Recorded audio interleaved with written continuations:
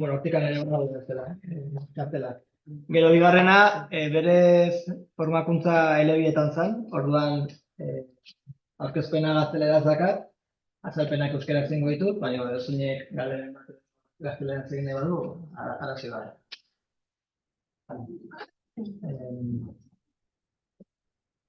Lehenengo gauza niz, zein naizen nondik natorren, ez? Ni Aritz dela sartzen naiz, ingeniaritza informatikoa ikasi nuen UPV-en, eta daramatzat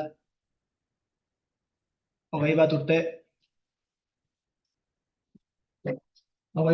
softwarea garatzen, ez? Orduan, ni berez nire burua software garatzailea bezala hartzen dut, eta, 20 urte hauetan, egin ditut mota guztietako proiektuak. Hortaz aparte, bi enpresa sortu ditut. Lehenengoa Arima, azkenean software garapen zerbitzuak eskaintzen dituen enpresa da, eta Afrikan, proiektu pila ditugu enpresa ezberdinetako. Gehien bat enpresa handiak, Salto bezalako Ulma, olako enpresa, nahiz eta enpresa nahiko txikia izan, hemen bertakoa.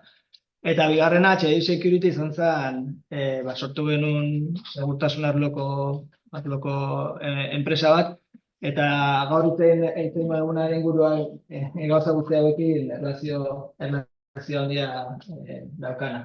Bigarren enpresa hau, hain dela pagat urte erosik ditzuten, Datadog enpresa, Datadog produktua daukan enpresa bat, Ego Amerikako enpresa bada, eta erosketa proposamen bat egin ziren, eta onartu egin genuen. Orduan, horraino ni zein naizen, igual, niri izotzak urteko igual nongo zan, zein pixka bat jakitea, okerez banago denak irakasleak zarete, ezta? Orduan, pixka bakoitzak ze background dakan, o zuri buruzko zertan imetzen zeaten, o zeri buruzko klaseak ematen duzu edo, jakiteko ze programazio lenguaiakin lan egiten zuen, software garapeneko irakasleak zareten, beste esparru batekoa, egiten dugu ronda azkartze bat, igual hemendik hastea. Azkarrian.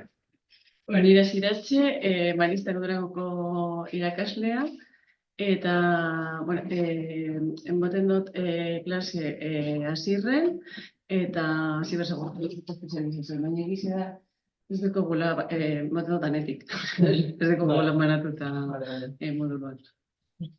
Ni Jon naiz, Gasteizekoa egibidekoa, eta ziberreko espezialitatean espezialitatea partea ematen dut, eta multiplataformaan informazio.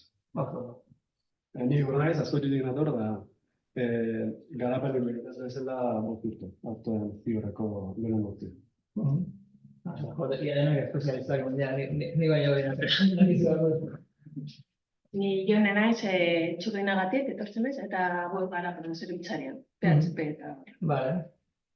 Ni Jaki Txurdinagatik bai, eta ziberren ibili naiz, forentsearekin, eta web garapenean ere interfeizekin. Vale. Ni Jose naiz, Txurdinagatik bai, eta web garapenean emate ditut klasa JavaScript batez ere. Vale. Ni Urko Txurdinagakoa baita ere, eta jakinetiko ikasgaian nabil, ziberren, eta hor, sareetako gauzak, baina apur bat programazioak ere ikusi behar dira. Ni Aitor Espinosa, Txurdinagatik baita ere. Maioria. Eta nik ziberren espezializazioan emoten ditut klaseak bastionadon eta puestan proiektu segura. Ni Aritz naiz, predentinator, eta gehien bat erdi mailan SMR-en eman dut sistema eragileak, eta gero goi mailan ere aurreko urteetan, DAO eta damen ere eman izan dut. Gehien bat sistema gestión empresarial eta web garapen egite. Ni Pablo naiz, Zubil Manterotik nator, klase ematen bakarrik web garapena, eta justu segurtasun aldetik, oinarrizko gauza duzkizkit, eta... Ni Leire naiz, Zubil Manterokoa baita, eta web garapena ematetik klaseak, programazioan jaban, eta web garapen zerbitzari irakaslaian PHP dela. Ni Aitzol, Miguel Altunatik nator, eta JavaScript eta web garapena moten dut, JavaScript eta .NET sartu bat. Ni unai, nekustana, Federico Entetik nator baita ere, ematen dut klase web garapenean eta operazio segurtasuneko espezializazioan bai. Garapeneko gauzak eta jakinetiko eta Ni Ainara naiz, Zabinetik eta, aurten adimen artifiziala sozializazio ikastaroan egon naiz Zabinetik. Kurtso beraz, Zabinetik, naiz eta aurten egon da sozializazioan eta baserrikia Ni Emiliana, Jardinetik eta ematen dugu garapenean, baina CSS. Igual ez dakit ez da forma de egiten. Eta erdi mailan bai ematen ditut lan. Ni Oiane Gaztele naiz, Jardinetik nator baita. Azken urte hauetan 5 urtetan eman dut sistema zen, batez ere zaila, baino aurreko 16 urtetan bueltan. Ni Izaskune kortaitapenaz, uni barrenetik nator, eta ni badaroia urte batzuk emoten web garapena, JavaScript, Ionic, gero menbebai.net, eta ziberren ekoizpen seguruak batzera. Uni barretik, Idoia, eta programazioa Java, eta datotxipen. Osea, dame, paje. Iratibo Arteguru, uni barrenugatik baita, jakinetiko amantasuneko urtietan, eta gero betietan daiak tokatzen dena urte bakoitzen.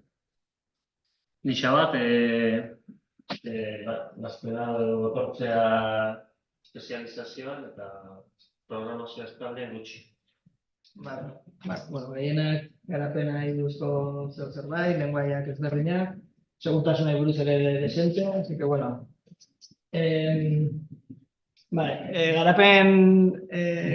Segurtasuna garapenean kontutan aukitzeko zeratik anokibaran kontutan, ez? Horren garrantzia. Ja ikusten ikusita igual parte oso beran dago, baina errepaso azkar bat, ez? Azken urteetan asko hitz egiten da transformazio digitalari buruz, badakigu honek sektore guztiei afektatzen diela modu batean edo bestean. Enpresa askoentzako hau erronka bat izaten nahi da, guk egunerokoan ikusten dugu, proiektuak enpresa askoentzako egiten. Azkenean, enpresa batzuk oso zarrak dira, eta de repente softwareekin sartzea beretzako sekulako erronka da. Baina, aldi berean ere bai, aukera berri pila bat irikitzen ari dira.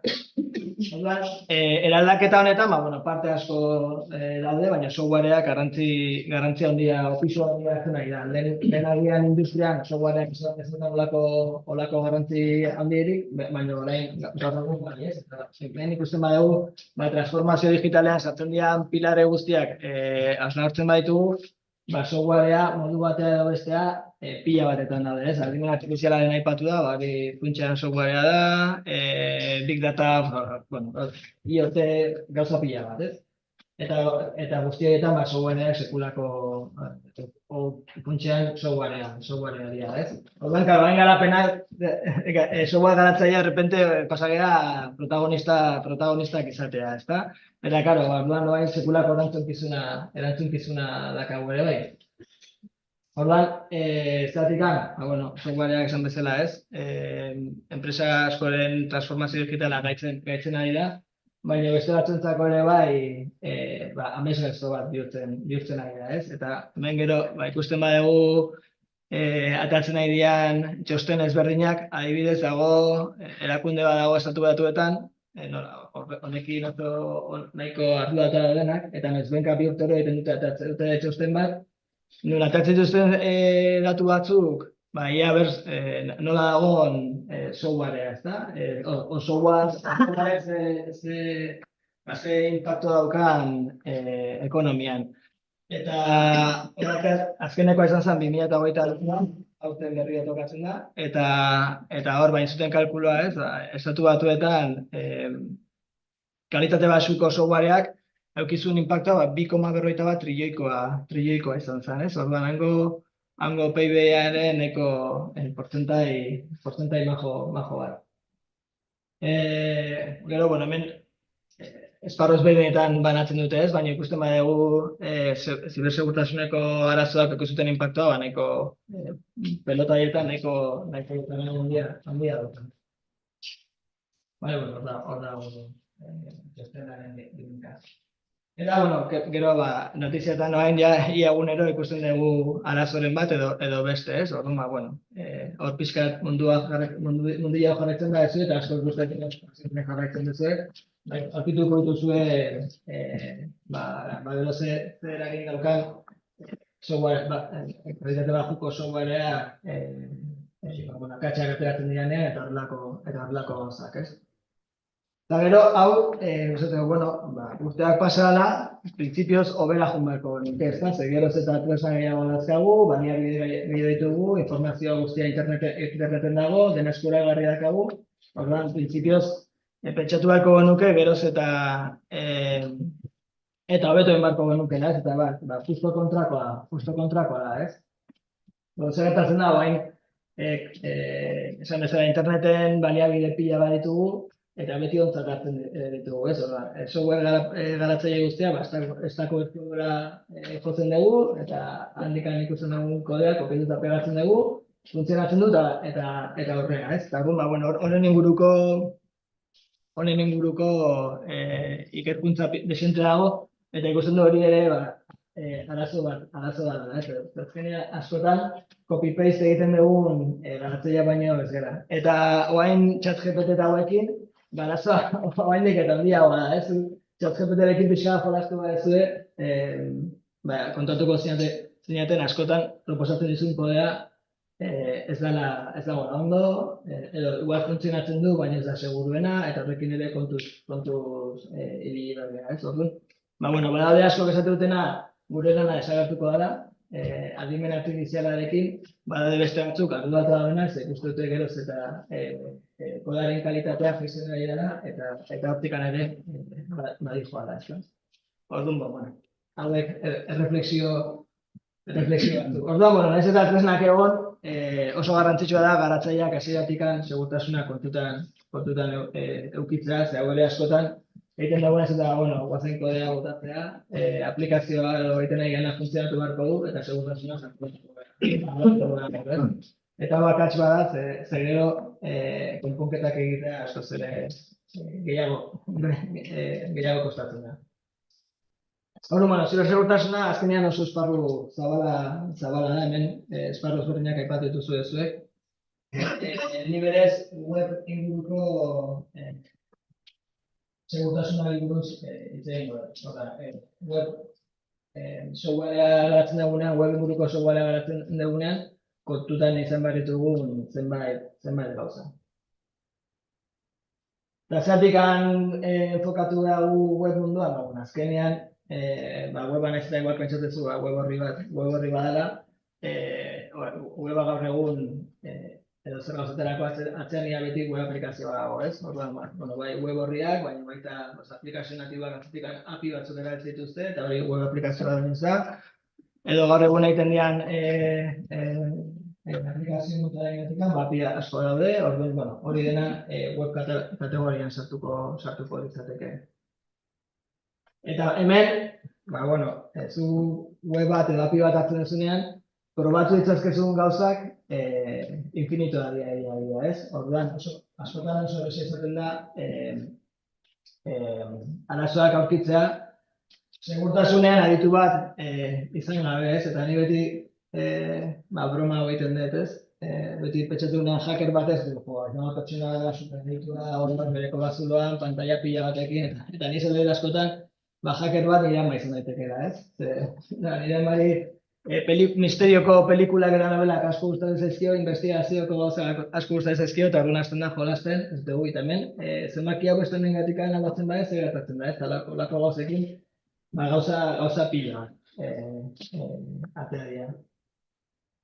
Orduan, hemen fiskat egoera zein den jakin da, nondik hasi gaitezke. Toki askotatik hasi gaitezke, baina gu beti hartu dugu referentzien bezala OWASP erakundean. Ezagutzen duzue, horretik ezagutzen dugu, eskuartea zentuk ezagutzen duzuen, OWASP, Open Worldwide Application Security Project, hau da erakunde bat, lukrorik gabeko erakunde bat, eta beraiek lan egiten dute aplikazio eskubitasuna hobetzeko, ez? Horretarako bai dituzte kontzientziazio kanpainak egiten dituzte, dazkaten afiliatu pila bat dazkate, enpresak afiliatzen dira, gu afiliatuak izan gara, urte desentez. Eta bueno, azken finean egite dute, ikerkuntza lan bat, eta divulgazio lan bat, eta gero enpresetatik informazioa jaso ere bai, ikusteko ze arazo sufritzen ari diren, eta horren inguruan praktika onak edo zabaltzeko, ezta? Eta gero daukaten ezaugarri bada, berekin dako lan guztia publikoa eta open source da, ez? Guri ere horregatik gustatzen horren beste. Waspa igual ezagurena da, beraien top 10 azkenean ranki bada, eta hemen jasotzen dituzte, beraien ikerkuntzatan eta inkestak egin da eta aurkitzen dituzten vulnerabilitateen kritikoen top 10 edo da, ezta? Eta ikusten badezue urteetan zehar, bi lau, depende, noizbenka eguneratzen dute, eta ranking hori aldatzen da. Baina historikoa atzera botatzen badugu, egia esan top 10 hori ez da gehiegi aldatu. Baina dela 10-15 urte ditugun arazoak, eta gaur egun ditugunak ez dira horren beste aldatu. Eta bueno, hemen fletxa pila bat ikusten dira, ematen du gauza pila bat aldatu dirala, baina asko dira ere bai, aspertu dirala ja beti arazo berdinak eukitzea ez toportan, eta hasi dira batzen. Osea, kategoria berri sortzen, igual bi batzen dituzten, eta beste gauza berriak sartu ahal izateko top 10 hortan, ezta?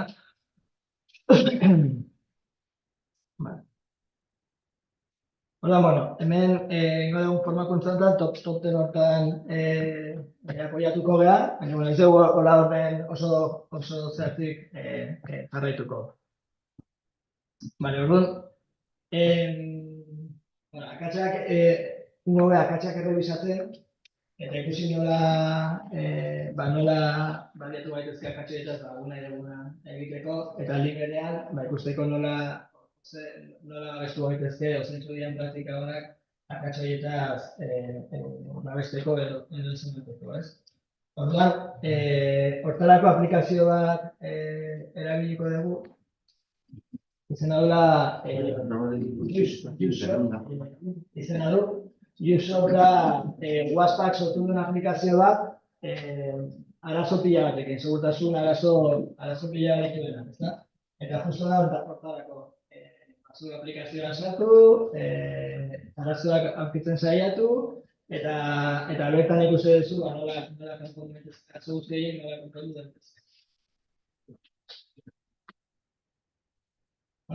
Usoparen helburua azkenean da arazoak aurkitu eta beretaz baliatzen gauza ezberdinak lortzeko, ez? Orduan, hemen kategoria ezberdineko arazo pila bat daude. Eta bain nengo duna da, funtsan nengo duguna izango da, Usop.com sartu, eta pizkanaka arazo hauek bilatzen joan. Orduan, bueno, Usopan sartu baino lehen, aplikazioa pizkarakan arkitekturari buruz hitz egingo dugu. Orduan, hau web aplikazioa da, eta ni web aplikazioen artean beti bi multzo o bi kategoria handi egiten ditut. Eta zuek baratu beharko zenukete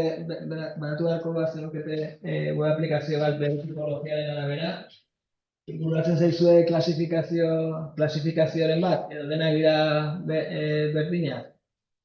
Arkitekturaren baitan? Arkitekturaren aldetik bai.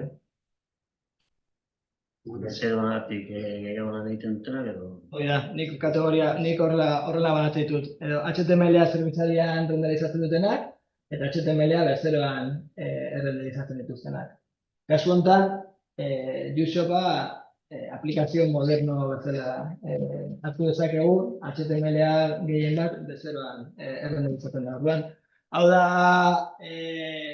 Usoparen arkitektura, alde batetik dakagu frontenean, dakagu Angular aplikazio bat, zenbatek ezagutzen zuen Angular, ez gehiagirriak, eta Vue hor bestelakoak, baina gutxi gora bera nola funtzionatzen duten, badakizue, hori ikasiko dugu.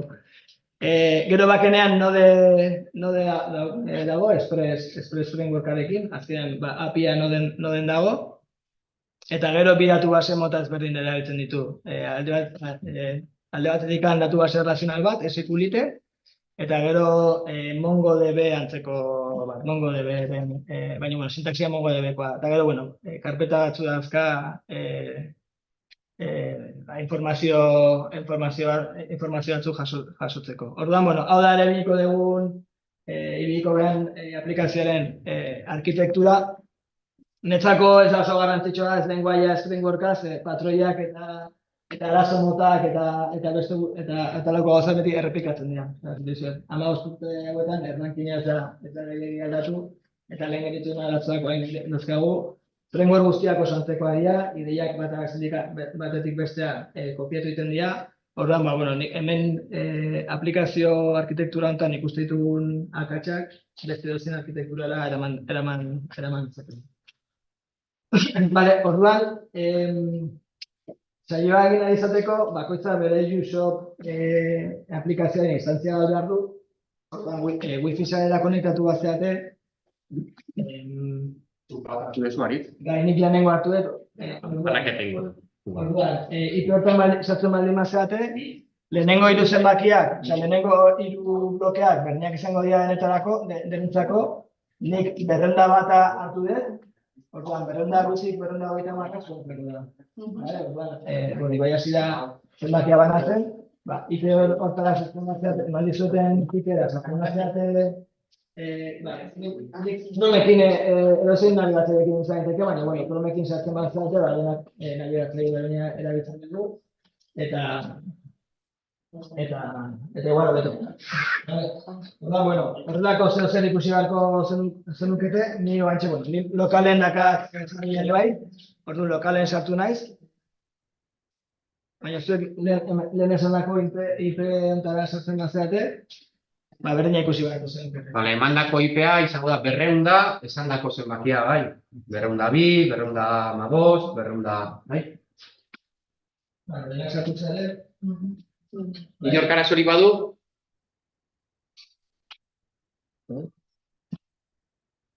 Ezik erantzuten? Hoi da, 200.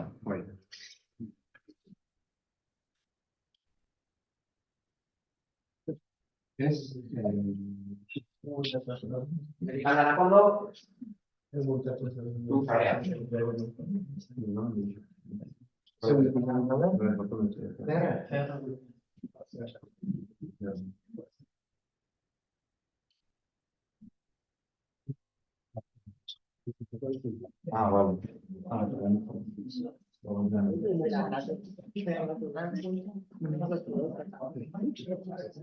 ¿Americana fondo?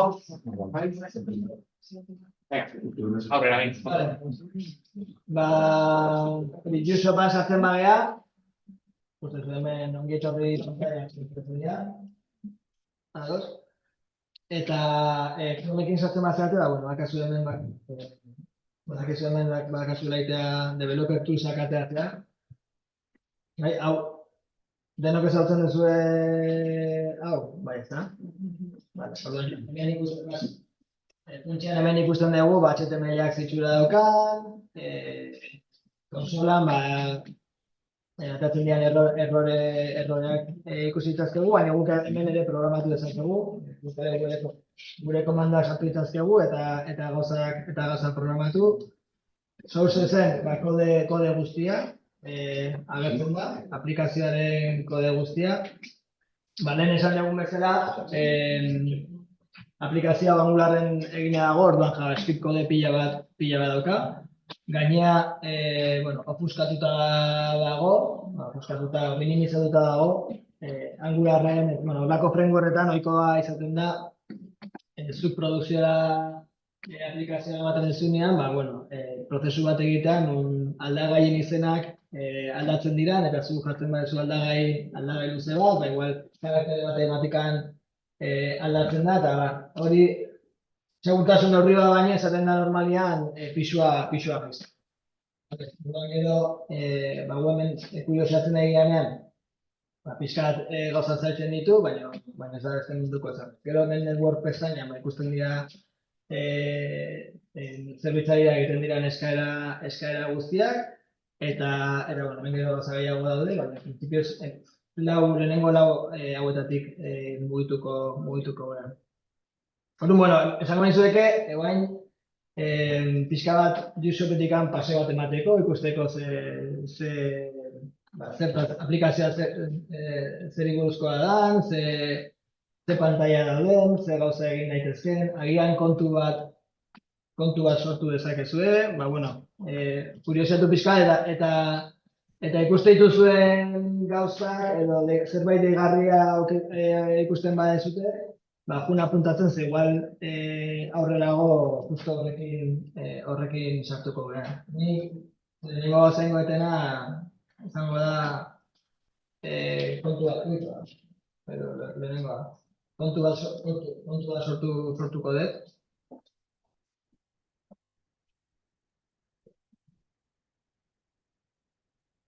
Nahi gabeia zerbait topatu dut. Gero ikusiko dugu hau zer dan. Igual ja komentatu dezakegu.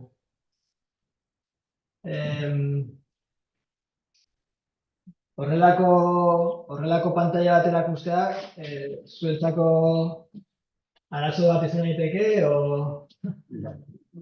zer iruditzen zaizue? Arazoa, zerretik izan daiteke arazoa? Informazio asko ematen nahi gara, ez?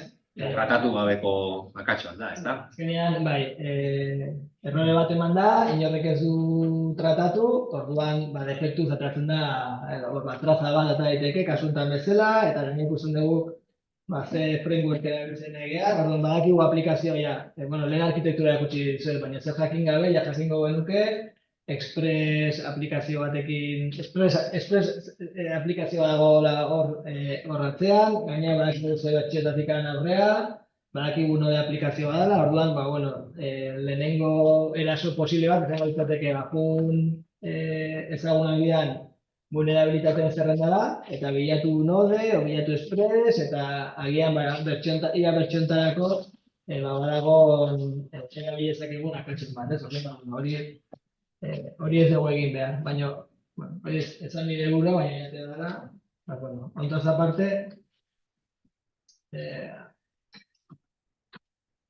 ikuste duzu ez, azkenean zukuen denda bada, hemen agertzen dira produktu guztiak, batean klik eginda ikusi dezaket bere ezaugarriak, jendeak egindako reviewak ere hemen agertzen dira, zer gauza gai ditugu, hemen dakagu feedbacka emateko pantalla badakagu, jendeak egotako argaztiak, zukuak esatzeko ez, Instagramen edo beti jarri gauzak. Eta gero alde pribatu bat dakagu. Orduan, ni kontu bat sortuko dut.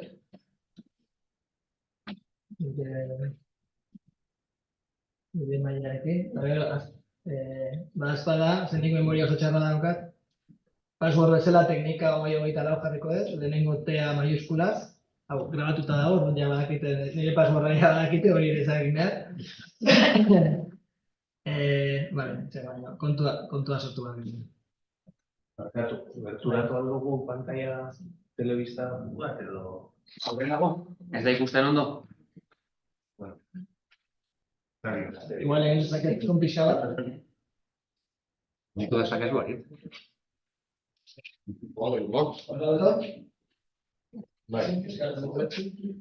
Hala ere, zuek prozesua jarraitu dezakezue. Azkenean nire naiz... Ez da orain ikusten ari garen eta Bueno, saiatuko naiz gauzak handiak egiten.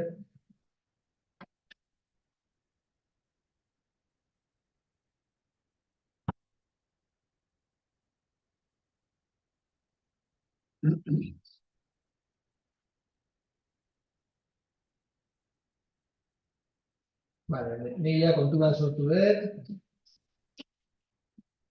Logatuko naiz aber nire kontuarekin behin autentikatuta nagola, ia zer gauza gehiago ikusi ditzaket. Vale, bueno, ikusten produktutan ere daukatela aukera zukuak erosteko, bueno,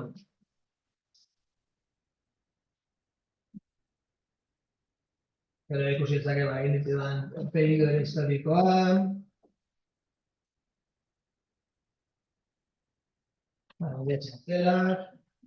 aukera gehiago agertzen dira. Vale, orduan,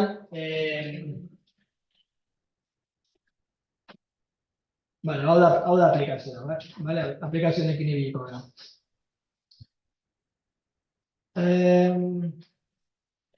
Vale, lehenengo gauza. Aplikazio honek dauka puntuaketen pantalla bat. Hau da, pantalla batean agertzen dira aplikazioa dauzkan erronka guztiak, eta erronkak desblokatzen zoazen denean, puntuazio bat ematen dizu, ezta? Lehenengo erronka da pantalla hau aurkitzea. Hemen fijatzen bagara menuan ez dago inongo aukerarik pantalla hartara iristeko, hemendikan ere batzu ematen, holakorik dagoenik. Lehenengo erronka izango da pantalla hori aurkitzea, eta pantalla horretik jasiko gara beste gauza guztiak egiten. Orduan, utziko dizuet pixka batzuei ia bururatzen zaizuen nola aurkitu dezakegun pantalla hori, eta utziko dizuet pixka batzuei, eta gero nik pista batzuk ematen egingo naiz, eta gero ja denen artean egin ziren.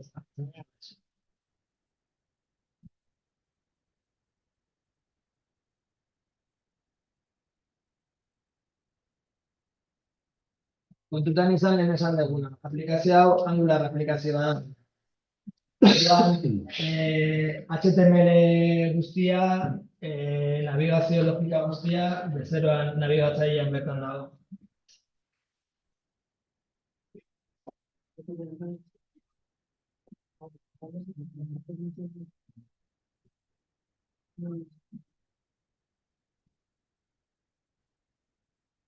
Pare bat minutu txeko dizkizuet, gero pistak ematen joango naiz.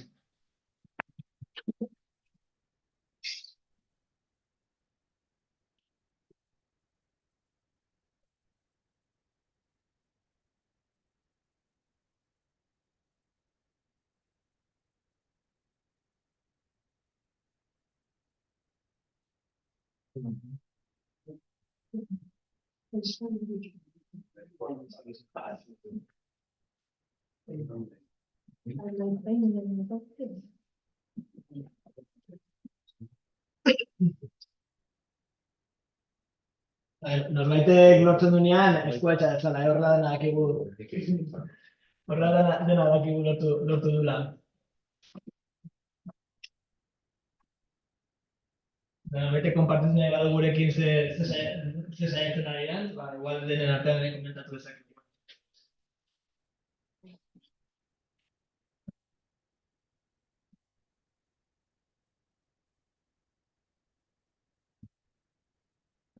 Norbaitek ja lortu du.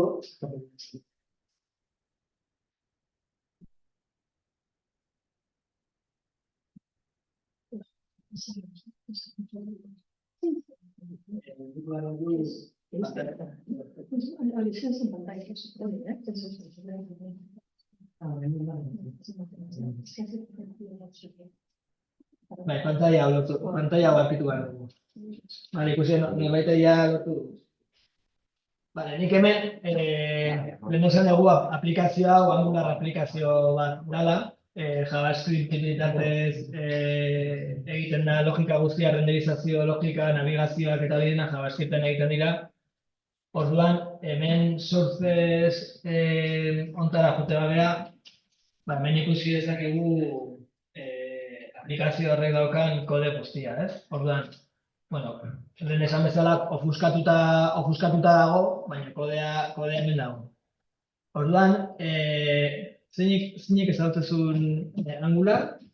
Lehen esan zuen. Vale, badakizu Angularren biltza egiten danean, JavaScript fitxategi ezberdinak sortzen dira, ezta? Orduan, bat izaten da vendor honetan gure kodea sartzen da? Ez, vendor honetan sartzen dira, erabilituzun liburutegi guztiak, JavaScript hortara dira. Gure kodea horrez badago, aplikazio pantalla hortara nola iritsi, ez da JavaScript honetan egongo. Runtime, hemen ere, hemen dago Angular bera. Polyfills hau, ez da ere, Polyfills honetan, beti normalean Angularre jartzen ditu JavaScript funtzioak, igual erabiltzen dezunean nabigatzaile bat, ezaugarri batzuk ez dituenak, ezaugarri horiek JavaScript funtzioen bitartez betetzen dira, ez horri ditzen zaio Polyfill. Orduan, horre ez dago. Zike gu bilatzen dugun pantalla juteko logika guztia, main JS honetan egon barko dugu. Orduan, hori aurkitzeko zer egin dezakegu? Jakinda pixka bat, existitzen den URL-ren bat, ez abitu, complain. Complain hau jakinda, igual egin ez osaiatu gaitezke kodean complain bilatzen. Una da, API-aren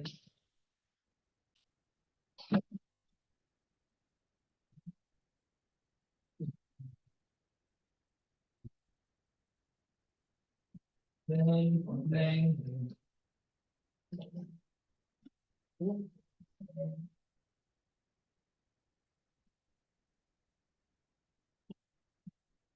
Hau, testua nizia. Vale, bitu, honek itxuren adoka. Hemen ikusten dugu zerrenda bat, non agertzen den path bat, hau da, URL posible bat, eta ze komponente kargatu behar den URL hori jartzen denean. Orduan, hemen daude basket, order, contact, photo wall, complaint, order summary, eta behago izten bagea, ikusten dugu badagoela path bat, scoreboard izena duna, eta horrek komponente bat kargatzen duna. Orduan, barko nuken gauza bakarri izango zen, hemen URL-ean path hori jarri, eta horrek zer gertatzen den. Eta horrekin desblokeatu dugu gure lehenengo erronka. Kodea oso txiki, aukera bai, ondizego ikusteko. Irikatzen bakoitzean, Txikitzen da. Jarraitu diazu, ezta? Bueno, holakoetan hitzein esan eta saiatu. Esan. Baina, hobeto ikustea?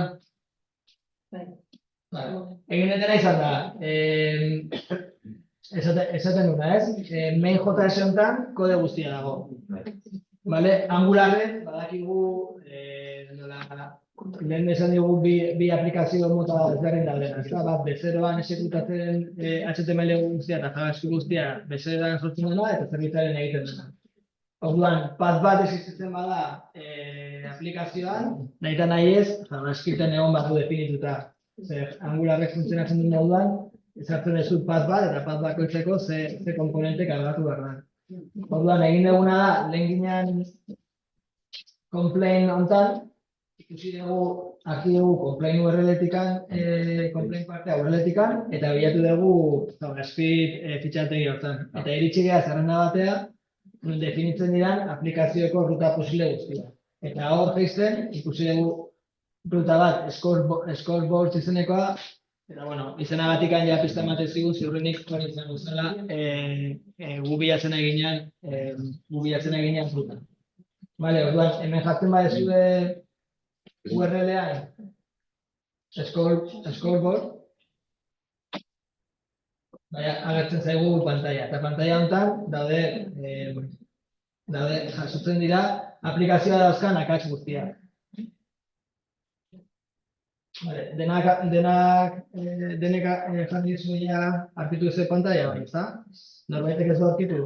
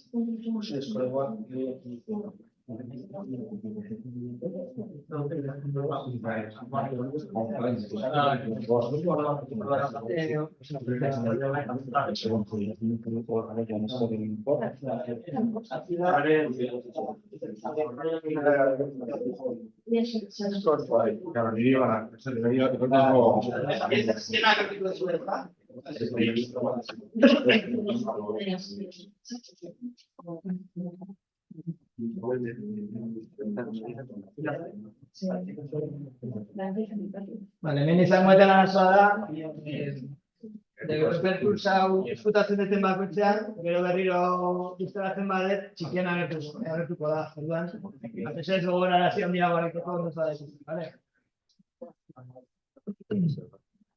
Vale, orduan, pantalla hau ikusten badugu, basunakoa, ez? Hemen daude akatsa pila bat, gure zai. Orduan hau, zuentzako ere bai, iruditzen zait errekurtso polita dela ikasleekin gauzak egiteko. Hemen materiala dakazue gauza pila probatu izateko. Orduan, lehenengo akatsa, desblokeatu dugun lehenengo akatsa, horregatik azaldi hemen berrian, eta bueno, hemen filtratu daiteke, bilaketak egin daitezke, akats motaren arabera, gauza pila bat egin daitezke.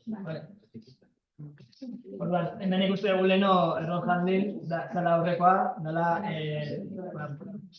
errore bat provokatu, ondo tratatzen ez da, errore bat provokatu. Eta, hoenak hau scoreboard. Denak zaudeten edo, ezta? Orduan, aplikazio honek, Tushop aplikazioa daukan beste parte interesgarri bat da, akatsa erakusteaz aparte, badakazula gero hemen, erakusten dizula erlazionatuta dagoen kode zaki. Orduan, bueno, zeratu zaitezke akatsa kodean aurkitzen, ide bat erabili gabe, eta beste zer erabili gabe, ez? Bueno, GitHuben dago, deskargatu daiteke, kodea begiratu daiteke, arazori gabe. Baina gero hemen aplikazioan bertan, baianak esan dizu kode zakian. Bale, denak hemen zaudete, ez? Bale, orduan hemen, orain hurrengo erronka da, begiratzea kodea, eta markatzea, guretzako zein da akatsa edo eraso hori egitea bidetu digun lerroa. Pajarena, ez? Arazoa berez kontzeptuala da, baina paja edo... Hori da, orduan hemen bilatu beharko genuke aberun dagoen...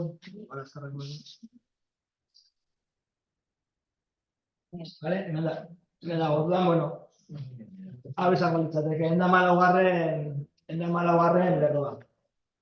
Vale, bon, submiti ematen badugu, basoten dugu ja zuzen gaude, edo kernon. Kasu honetan, zuzen gaude. Eta gero beste puntu interesgarri bat, da, ez diguela bakarrekan erakusten kodea, esan ez, aberun dagoen akatsa, baizik, eta gero ematen dizkigu konponbide posible batzuk. Hemen, correct fix honetan, ikusten dugu plantatzen dizkigula 3 soluzio posible. Vale, orduan, bueno, hemen agertzen da markatuta zein dan arazoa daukan lerroa, eta plantatzen dizkigu 3 konponketa posible. Eta difa, hau da egiteko difa. Vale, orduan, lehenengo aukera posiblea, lehenengo konponketa posiblea da, zuzenean parte hori ezabatzea. Bigarrena, esaten du, bueno, ezin dugula ezabatu, mantendu behar dugula, bestela ezin dugu gure progresioa zein dan ikertu. Eta hirugarrena, egiten duna da, paza jartzen du basi eta lauen. Zer lortu duzu fixe hori agertzen? Non sartu zara? Bai, sartzen bazea, behin aurkitzen dezunean akatsa, gero hemen scoreboard hontan berde markatzen da. Bai. Vale? Hemen beran, botutxo dago. Bai, baina hau sartuta ni ez eta ateratzen. Niri ere.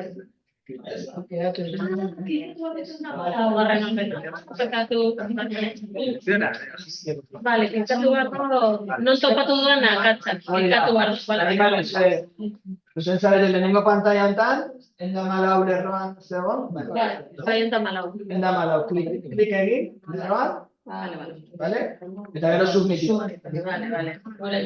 Zer hemen, eta bi pestaina daude. Bat bilatzeko, bestea konpontzeko. Konpontzeko pestaina, desblokeatzen da, aurkitutako partea egin eta gero. Vale, guk hemen ginen. Orduan esan bezala, 3 aukera posible ematen dizkigute arazoa konpontzeko. Bat, dagoen bezala utzi, 2 ezabatu, 3 nolabait kodifikatu. Uste hau aleatorioa dela, igual zuei markatzen dizkizu beste orduan, zuen ustez, zintzuk uste zuen dela aukeratu behar deguna lehenengoa. Fix bat. Dagoen bezala utzi. Baina hori ez da, hori ez. Zuei agian beste zenbaki bat emango izuet, random dago. Zenbate uste zuen nire agertzen zaiten lehenengo aukera hau dela, egokiena, hau da, dagoen bezala utzi. Eta egiteko, Bigarrena, ezabatzea? Bai, depende ez. Funtzionalitatea publiko izan behar du? Bai. Kasu hau daiko tontoa da. Funtzionalitatea publikoa izan beharko duke, funtzionalitatea menuan agertu beharko duke, eta funtzionalitatea hemen egon behar du, ze bestela kendu egingo duke.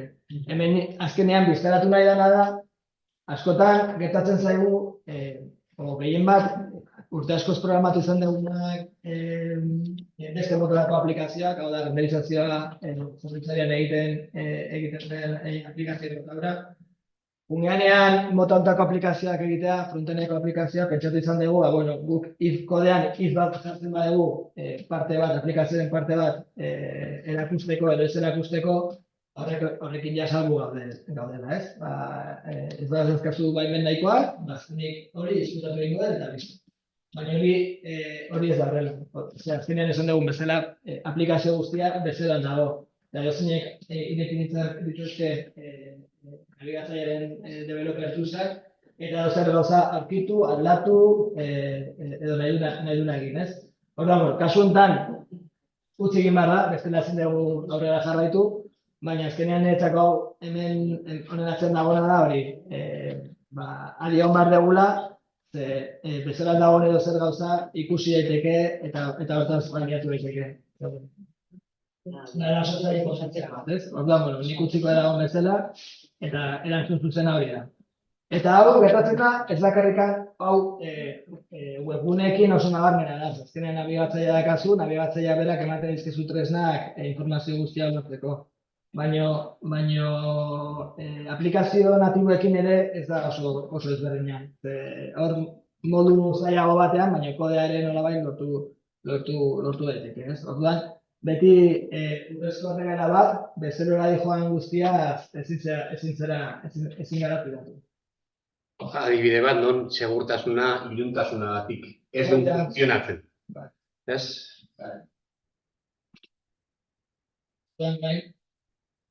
Baina guztiz konposita. Guztiz egin gara. Vale.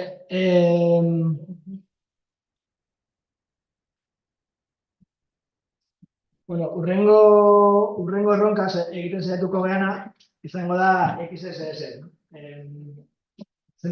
Zenbatek dakizu zer den XSS, hau klasiko bada, zuten gehienak ezagutuko zure. Gutxi gara erdiak edo. Vale. XSS, hau da, lehen esaten dela adibide bat. Lehen XSS bere kategoria propioa zeukan, hau azteko rankinean. XSS, eta beste injekzio mota batzuk zauden, SQL injekzioa, XML. Oain aspertu dira, segon dia guai urte hor topan goran, eta ja oain injekzio atake mota guztiak batu egin dituzte, eta oain ja zuzenean injekzio bakarrik. Eta zeatik batu dituzte? Ze guztien, eraso mota guztiagoen patroia garrinan dako. Azkenean, hauek esplotatzen dira, zuk jasotzen duzun informazioa erabiltzaile batengatik jasotzen duzun informazioa zuzenean erabiltzen duzulako zure kodean, filtratu gabe o validatu gabe, eta orduan erabiltzaile batek exekutatu dezake zuri komandoa sartzen badizu hor, eta zuk hori zure komando baten barrua sartzen badizu, azkenean erabiltzaileak igual exekutatzen du zeo zer, zuk printzipioz ez zenuena nahi, ez? Orduan, XSS-rekin hori injekzioarekin orokorrean, baina XSS-en sartu, XSS da cross-site scripting. Orduan, honekin lortzen dezuna da, zuk JavaScript kode bat sartzea nun baiten, eta JavaScript kode hori gero beste erabiltzaile bati exekutatzen. Orduan, hori da bain saiatuko garena egiten. Hau da, zuk pasatzen diozu lagun bati link bat, esan diozu, klik egin zauzu hemen, aplikazio bat aurkitu dut, oso interesgarria da, eta klik egiten duzu, eta igual horrek URL-ean edo JavaScript kode bat, eta zuk URL hortan sartzen zarenean, lortzen duzuna da JavaScript kode hori beste erabiltzaile batek bere ordenagailuan exekutatzea, ez? Eta ja behin hori lortzen duzunean, baina beste gauza asko egiten saiatu zaitezke. Vale, orduan hemen use swapera bueltatzen bagera, eta asko boltzara juten bagea, ikusten dugu hemen filtratu dezakegula arazo motagatik, ezta? XSS-en klik egiten badugu, ikusten ditugu da dela, desente hemen egiteko, ezta? Orduan, hasiko gara erresenarekin, nengoarekin. Orduan esaten dugu, Dom XSS atake bat egiteko, eta gainean ematen dugu exekutatu behar dugun zer erabili behar dugun XSS hori exekutatzeko. Orduan, XSS bat bilatzen ari garenean, normalean zer gauza bilatzen ditugu, nola hasi gaitezke horrelako eraso mota bat bilatzen, ez? Normalean bilatzen dugu, ia aurkitzen dugun zerbait, nik zerbait pasata aplikazioari, gero aplikazioak nik pasatako balore hori tal cual erabiltzen duna eta HTML-ean ikustatzen duna. Hori, kontzeptu hori denak ezagutzen duzu gutxi gara bera.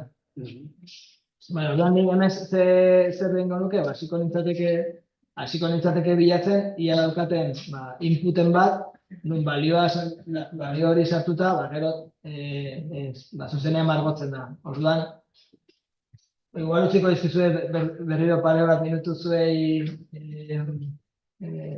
XS hori bilatzen saiatzen, eta gero nik naiz pista batzuk eman. Bale, baina, bueno, azkenean gogoratu. Helburua da, hemen jartzen digute zein exekutatu behar dugun payloada, hau exekutatzea aplikazioaren barruan.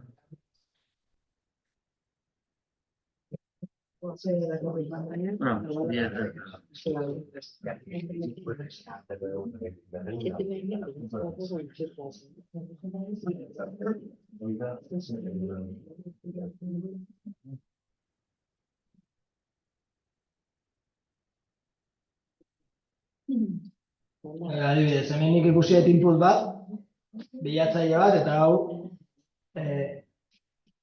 hautagai honen zen. Zer normalean, igual bilaketa bat egiten duzunean, hemen pantailan jartzen dizute ze bilaketa egin duzun, ez? Hemen jartzen duzunean, ez dala ezer ez aurkitu nire filtrorako, baina oso tipikoa zaten da, hemen jartzea, ez da ezer ez aurkitu search filtrorako, ez da ezer ez aurkitu izenarekin. Orduan, bueno, badirudia igual ez da hautagai hoberena. Baina ia holako gehiago dauden aplikazioa, igual bargea bilatzen abertze beste input egon daitezken.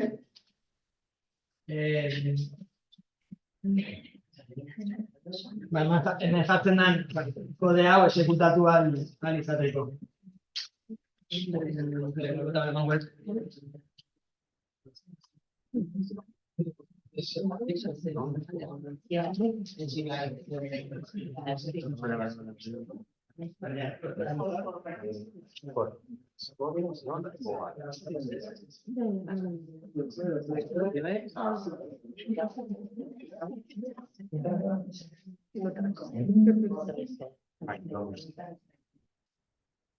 Batzuk ikusi lortu duzuela, zenbatek lortu duzue?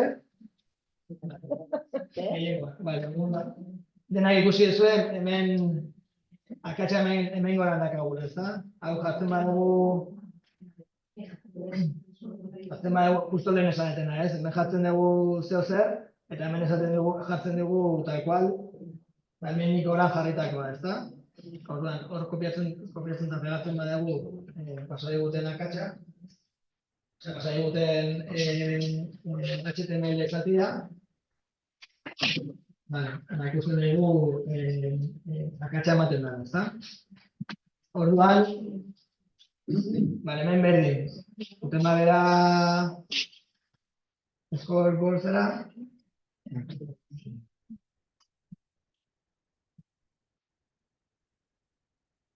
Hemen ateratzen dugu parte hortan partatzen duen kode blokea, eta galdetzen dugu ia zein lerrotan dakagun akatsa. Zentzuk pentsatzen duzue dagoela 8tik aurrean akatsa. 8garren eta 19garren lerroen artean. Eta 8tik bera, beste guztiak, ez? Norbaitek izango dizen lerrotan dagoen? Zeian, ez? Eta zergaitik?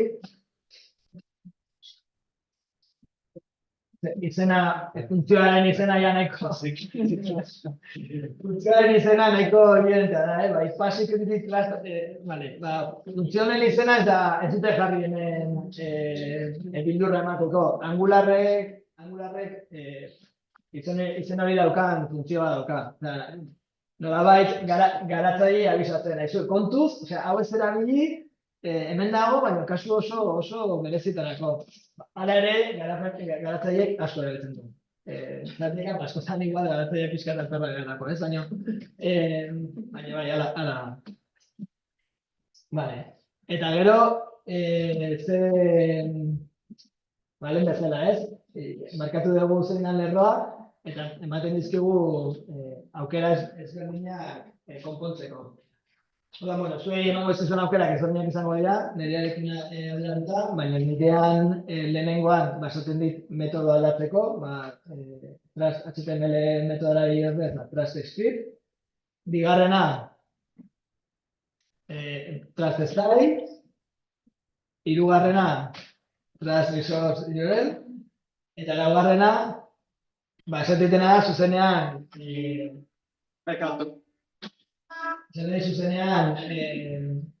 parametroa tal cual jartzeko. Orduan, zuen ustez, zentzu pentsatzen dute lehenengoa dela, egin behar duguna. Inorrek, ez? Eta bigarrena,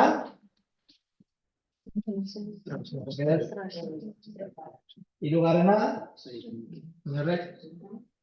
Eta laugarrena, beste guztia pentsate laugarrena eratzen dezuela. Eta zergatia, kurioso, ez? Bueno, emango dugu. Eta bai, zeratik handa laugarrena, hemen query param hau, egiten dena, hemen kodea pixka bilatzen badugu, hau da, Angularrek ematen digun modu bat, URL-ean dauden parametroak lortzeko, ezta? URL-ean dauden parametroak dira, adibidez, kategoriz, hemen goran beti jartzen da galdera ikurra eta gero, URL askotan erabiltzen da datua pasatzeko, navigazioan, eta zelako jartzen dira query parametroa, diala galdera ikurra eta gero datorren beste guztia, ez? Orduan, framework guztiek ematen dute funtzionen bat balio horiek lortzeko. Angularren kasuan, kasu root, snapshot, query params, eta horrek ematen dizu parametroa, URL-ean dagoen parametroa. Eta gero hemen ez du zerretz egiten, parametro hori zuzenean jartzen du hemen bilatzailearen erantzun bezala. Orduan, pentsatu ezakegu, jartzen badugu tal cual URL-en agertzen dena HTML-aren barruan, hor arazo da dakagu, ez? Sartzen badiate, script bat sartzen badiate, exekutatzen bat, justo kontrakoa da. Gaur egun framework gehienak, nola badakiten arazo honi buruz, saiatzen dira defektuz, arazo guzti horiek blokeatzen, ez? Orduan, zuk erabiltzen baduzu modu normala, balio bat esleitzeko, Angularrek automatikoki beti saiatuko da sanitizazio prozesu bat ematen, ez? Orduan zeiten du, karakter berezi guztik eskapatzen ditu, gero HTML bezala nabigatzaileak ez interpretatzeko. Orduan zunez eta script etiketa bat sartu ez da exekutatuko. Eta kontrakoa esaten da, jartzen dituzte funtzio bereziak hori saltatu izateko. Orain dela urte asko ezan horrela izaten. Eta zu efektuz jartzen bazenun balio bat HTML-ean, hori edozein frameworkekin exekutatu ingo zen, PHP-rekin edo beste edozein frameworkekin exekutatu ingo zen, baina gaurrengo frameworkia gehienak horrela egiten dute. Lehen esan bezala, hala ere, asko erabiltzen dute beste funtzio hori, esaten dizuna, bypass, security, kontuz, danger, erabiltzen da, eta batzutan legitimoa da erabiltzea. Guk adibidez, orain, justo orain egiten ari da aplikazio bat, Ionic aplikazio bada, eta badago sekzio bat, berriak erakusten dira, eta berri horiek datoz bakenetik, ez? Endpoint badago, eta bakenetik ematen dizkigute berriak. Eta berri horiek formata ez datorren behar dute. Hala, hauki behar dute piezakete H bat, negritan jarritako parte batzuk, irudien referentziak, estekak eta bar, ez? Orduan, hor bai datorla nolabait zeo zer ja formateatuta, eta gure dugu nabigatzaileak hori interpretatzea, ez? Orduan, horrelako zeo zer ez badezu egiten, ezin dezu egin, ez? Orduan, badaude, kasu legitimo batzuk badaude, baina kontrolatu behar duzu oso ondo, hau erabiltzen badezu, ez dela inoiz hartuko beste erabiltzaile batek jarritako balio bat. Vale. Ordenaldia egiten ez dira sagoteo ikusten. Vale. Gero hemen, exekutatu dezakegu beste bat, dela, pixkat, anekdotikoa, baina erasoa berdina da, jutemagea bonus payload zontara.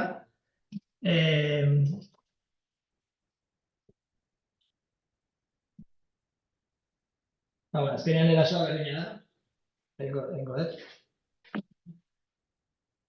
Hau nola baina erakusteko, beti jartzen da alertaren adibidea. Alerta jartzen dut, mezua erratatzen zaio, baditu ze divertigarria, azkenila beste gauza batzuk egiten, ez adibidez, hemen inkrustatzen dira eta iframe bat, onguazpeko abesti poli batekin, ez? Experience is safe and also secure.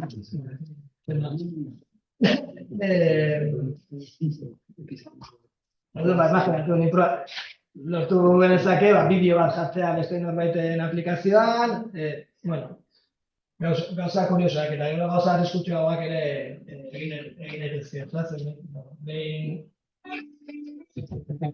Gustatu zaizu ere, ez abestia? Horre erasoa izango litzake, iframe hori kontenitzen duen URL-a pasatzea, ezta?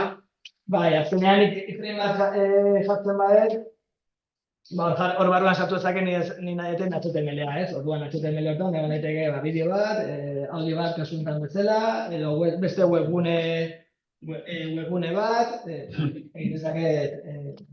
Eta webguneak legit ematen du, baina zuk zure kodea inkustatu duzu. Inkustatu da kasu, orduan imaginatu da kasula esaten diozula iframe bat, HTML batekin, eta esaten diozu, tokatu zaizu, zaude, kutxako webgunean, ez? Tokatu zaizu promozio bat, klik hemen, eta €1 eramango dituzu, ez?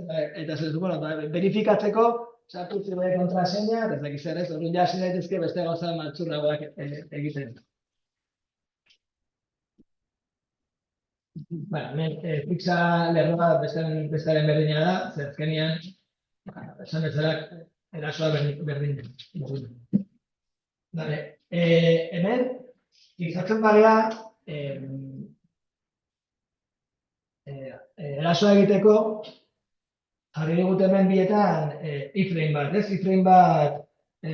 Iframe bat sartzeko erasoa zela. Eta igual, hau nire bintzat ez zait oso evidentea egiten. Zeratik iframe bat, eta zeratik ez klasikoagoa, ez da? Nire ez maiatzu XSS bat egiteko, nire burura atotzen zaitena ez da iframe bat sartzea. Nengo gauzatu bat duketena beti izango da, script etiketa jarri, eta gero hori eta gero nire kodea sartzea, ez? Kasu honetan alert bat. Eta honen zatik ez du funtzionatzen, probatu zakegu, baina arratzen dizut ez duela funtzionatzen.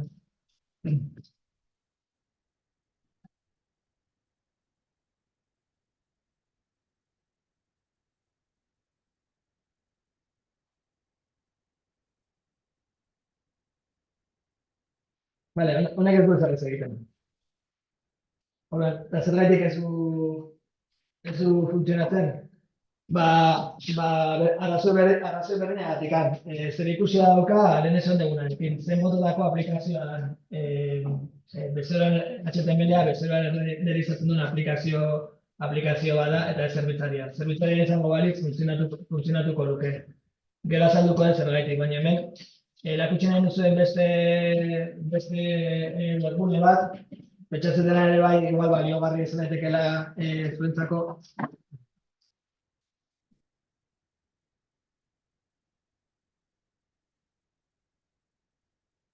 Igual denbora emango dizut kopiatzeko ikusten da, ezta? Hau da Googleek prestatu zuen webgune bat, XSS-ko ariketa ezberdinekin, eta berdina erakusten dute, jatzen zizute arazoa dauzkan aplikazio batzuk, kodearen erakusten dizute, eta berdina, ez da pixka bat kontzientziatzeko webgune batenak sartu zarete.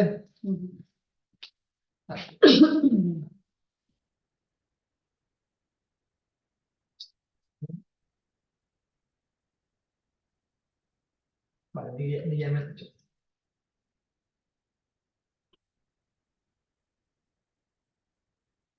Hemen gontan, berdina, jartzen dizue helburu bat, zer lan egin behar dezuna, eta hemen esaten dizute alert bat egitea lortu behar dezuna. Orduan,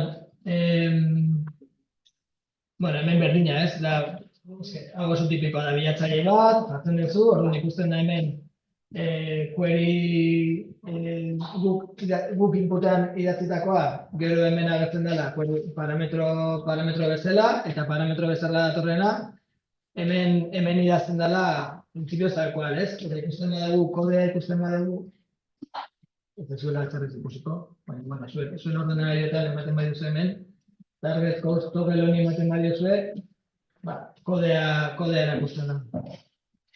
Eta kasu honetan Python da. Eta fijatzen bagea, berdina. Python danez, Python nabigatzailean ez da esekutatzen, orduan hau zerbitzarian esekutatzen da. HTML hau zerbitzarian esekutatzen da. Hemen egiten badugu, lehen egin dugun gauza bera, script, hau da lanetzako igual intuitiboena, ez? XS bat egin baitenean, beti scriptekin zeratuko nintzateke, ez iframeekin. Ikusten dugu hemen bai funtzionatzen duela. Eta katxan non dagoen ikusi nahi badugu, hemen Python, ez dakit nagoetek Python aipatu du, baina, bueno, ez da zezberdina hemen. Alde bat dikan dazkagu HTML blokeak, plantillak dira, header footer, eta gero bodian,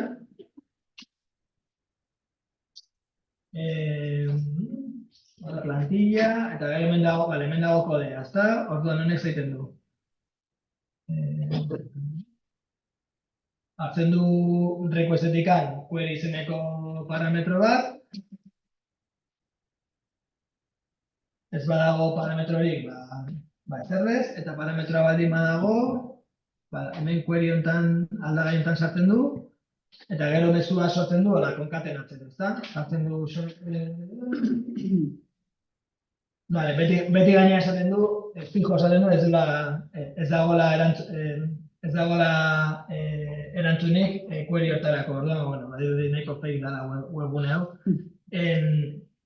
Konkatenatzen dio query balioa. Eta orduan, hau dena HTML-a sortzen du zerbitzarian, eta HTML-a bueltatzen da nabigatzailea. Orduan, nabigatzailea bueltatzen denean, interpretatu egiten.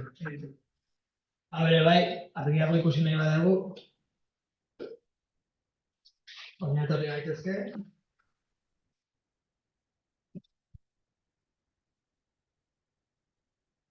Eta network pestaña ontara jotzen bagea. Ikusten dugu eskaera egiten dugunean, emaitza HTML badala. Orduan, hemen jartzen badugu zer gauza.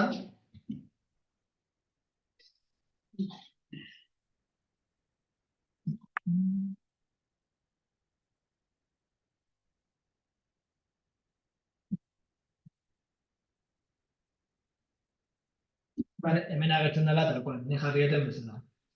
Eta orduan, bai esekutatzen dela script jarri dizueten script hori. Eta zergatik esekutatzen da, onta zergatik bai esekutatzen da, eta bestean ez da esekutatzen. Azten gai ikusten, ezberdintasun batzuk, ez? SSR, SNL Server Side Rendering, CSR Client Side Rendering. Client Side Rendering aplikazio badakagunean, Angular, React eta guzti hauek gertatzen da. Nola funtzionatzen dute, eta hau Useopen tratuzak ez duen WordPressan irekita, eta ikusita ze eskaera egiten dira, eta zer entzun datozen. Baina hauek dena nola funtzionatzen dute. Egiten dute lehenengo eskaera bat zerbitzarira, eta zerbitzariak itzultzen du HTML bat, baina HTML-a berez nahiko gutxik dago. Ikitzen badezu, index HTML bat da, eta ez dauka ia zerrez. Eta index HTML horrek egiten duna da, JavaScript pila bat kargatu. Egiten ditu eskaera, JavaScript guztia kargatzeko, bitartean nabigatzailea dauka HTML txuri bat kargatuta, ez da zerrez ikusten, JavaScript guztia jaisten denean, orduan JavaScript hori exekutatzen da, eta exekutatzen denean, kasu honetan React, Angular berdin du, exekutatzen denean, orduan da aplikazioa erakusten denean, HTML erakusten denean, eta ja berarekin aplikazioa erabiltzen hasi gaitezkela. Eta hortik aurrea, ja ez dira navigazio gehiago egoten, navigazio guztiak nabigatzailean ematen dira. Ez da egiten beste eskala zerbitzailera HTML-a sortzeko eta buelta. Vale, hori Angular motako aplikazioetan.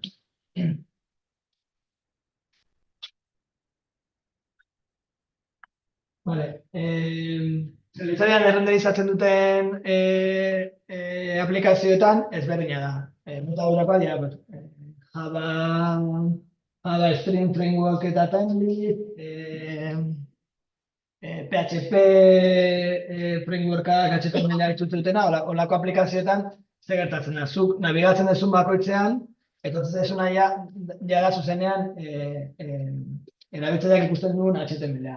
Ez da leheno bezala etortzen dela HTML-a, JavaScript pila batekin eta hortikan aurrea dena nabigatzailean ematen dela, baizik eta zuzenean erantzuna HTML bada.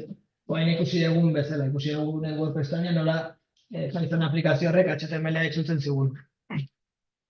Orduan, hortikan aurrea HTML-a dator, eta HTML horrek JavaScript kodea ere eduki dezake, baina normalean izaten da, JavaScript kodea, igual dinamismo pixkat emateko aplikazioari, ez? Baina berez aplikazio normalean HTML-a erabilgarria da. Vale, orduan, horrek eragina dauka, JavaScripta interpretatzeko modua ezberdina da. Hau da, guk erabiltzen dugunean HTML bat sortzen dugunean bezala eta domea sartzen dugunean, horra agertzen dira script etiketak ez dira berriro, ez dira interpretatzen. Script etiketak bakarrikan interpretatzen dira eta exekutatzen dira zerbitzaretikan HTML-a kargatzen denean. Baina zuk egiten dezunean bezeroan bertan, aldaketa egiten dezunean, script etiketak ez dira berriro exekutatzen. Horregatik Angular aplikazioan nik sartuetean script etiketa hori ez da exekutatu. Orduan, horrelako aplikazioetan normalean HTML-a nola aldatzen da. Leheno, juten bera JSOP-eko kodera, ikusiko genuke hor azkenean erabiltzen dela inner HTML funtzioa. Ikusi dugun bypass security metodo beldurgarri horrek, azkenean inner HTML propietate bat. Inner HTML-a da JavaScripteko API-an dagoen propietate bat. Eta juten bagera inner HTML-eko dokumentazioa, hori ja bizatzen dute, ez? Kontuz, inset HTML hori erabiltzen badezu,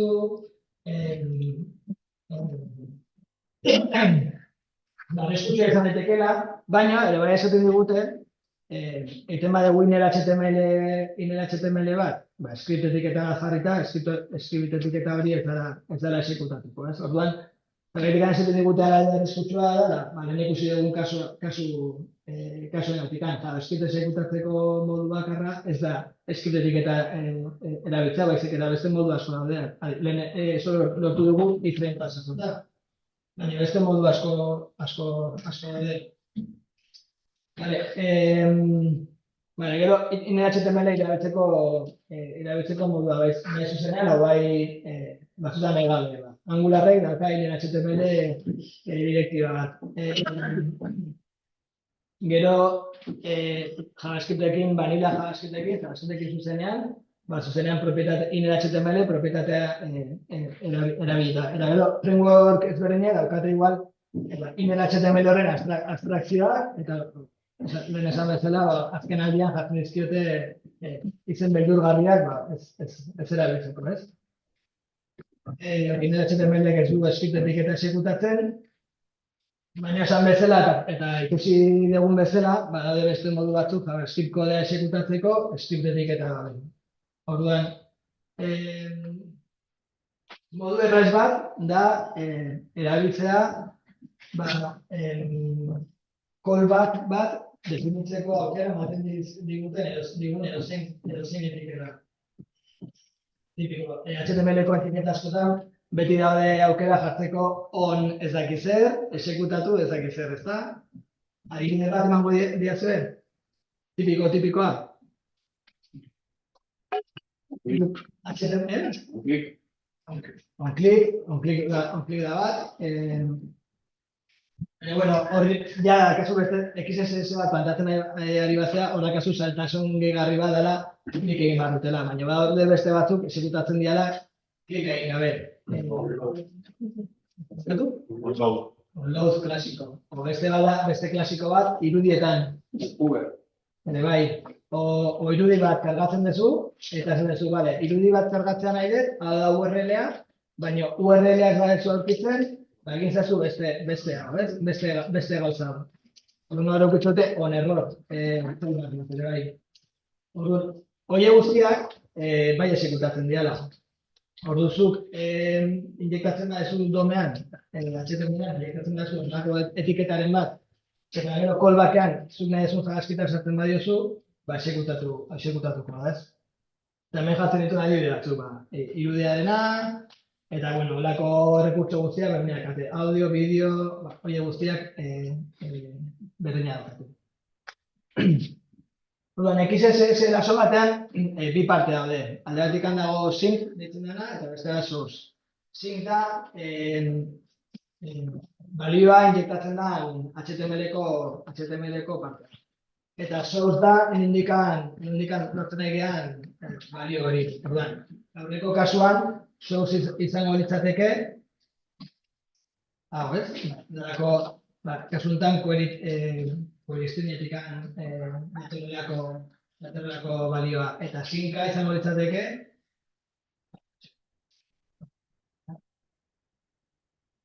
synca izango litzateke, hau, hemen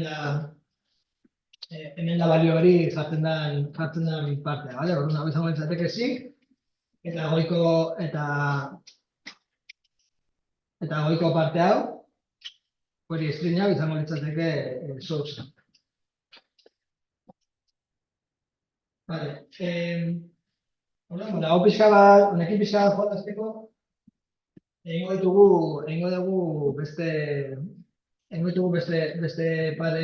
XSS ariketa pare bat. Denak sartu zeate hemen eta egin dezue lehenengoa, ezta? Lehenengoa egiten bigarrena desblokeatzen da. Hori guazen bigarrenean. Bigarren hau, pixkat ezberdina da. Mina egin dut gauzatzen. Bestearen antza gehiago dauka. Usoparen antza gehiago dauka. Hemen ikusten da, alde batetik dakagula index HTML badakagu, baina ere bai dakagu Python kodea, eta ere bai dakagu JavaScript kode pixka bat. Orduan, hau da adibidea lehen oso deguna, ez? HTML-a berez, zerbitzarian errenderizatzen da, baina gero behin webgunea kargatuta dagoenean, ezeroan ere zenbait gauza egiten dira. Kasu honetan egiten dena da, zuk hemen komentari bat sartzen duzunean, hau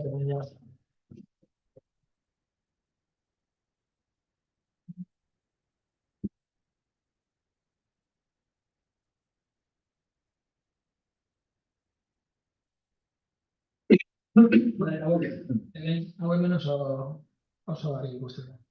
Sartzen garenean, webgunea sartzen garenean,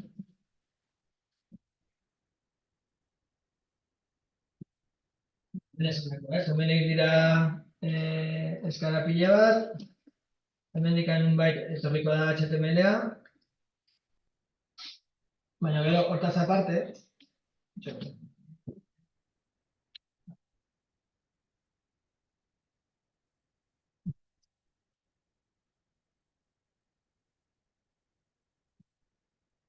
zela kargatzen da envoltoria gure aplikazio. Vale. Hemen ikusten dugu, txuten dugula HTML guztia. Orduan hemen ere, fijatu, network pestañan ere desberdin ikusten dirala. Hemen frame eskaera dara webgunea kargatzen duna. Txuten dugu dokument motako errekurtso bat, eta nikoen hemen post bat sartzen badet, berez ez dago inungo eskaerarik. Orduan, ematen doa dena lokalen egiten ari dela. Vale. Eta hemen kodera itzutzen bagea,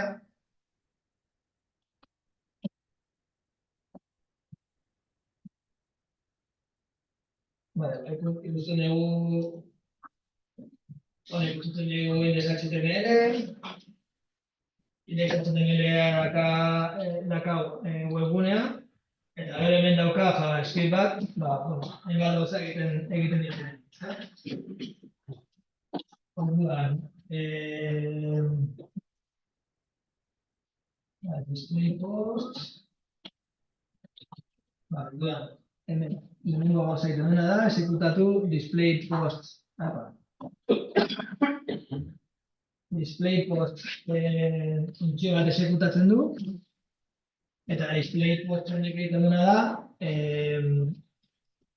hartzen du post container elementua, div bat izango da zerrenik, eta gero, kargatzen ditu idatzetako post guztiak, kargatzen ditula makinatik, lokal storage-etikan, eta bakoitzerako hartzen da HTML-a sortzen. Eta hemen ikusten zuen bukaran inner.html erabiltzen dula. Orduan niko hain hemen XSS bat egiten zaitzen naiz, bere musuiak erabiltzen izango da hau.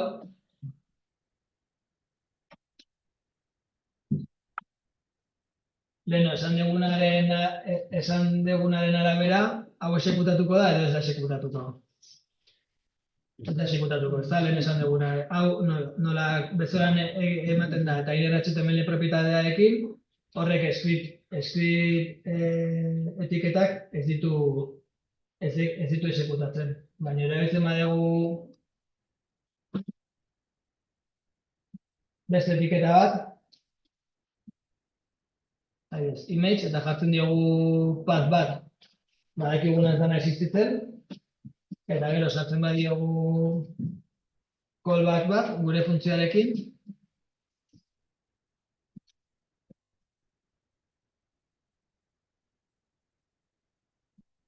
Ondo egin badet, hau bai exekutatuko dela.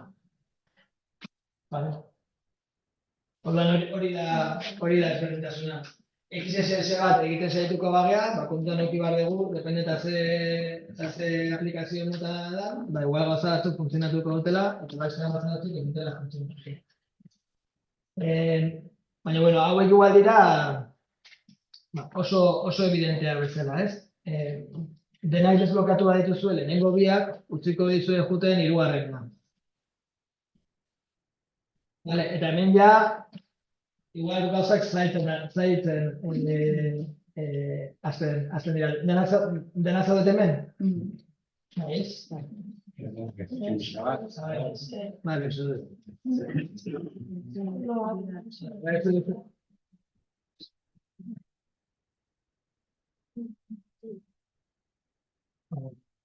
Legelik gama zaudete, irakurri horze jartzen duen, begiratu kodea, eta ia asmatzen dezuen horrek XSS bat nola egin.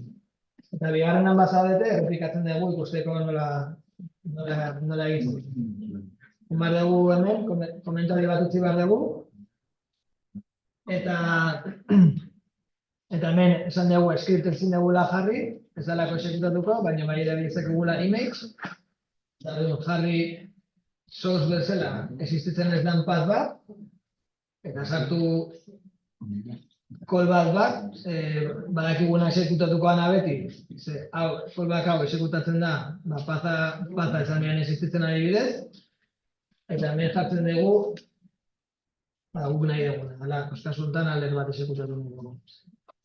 Eta hori egiten badezue, desblokeatuko dezue urrengo misioa. Guna zaudet hirugarrenean orduan, ez da?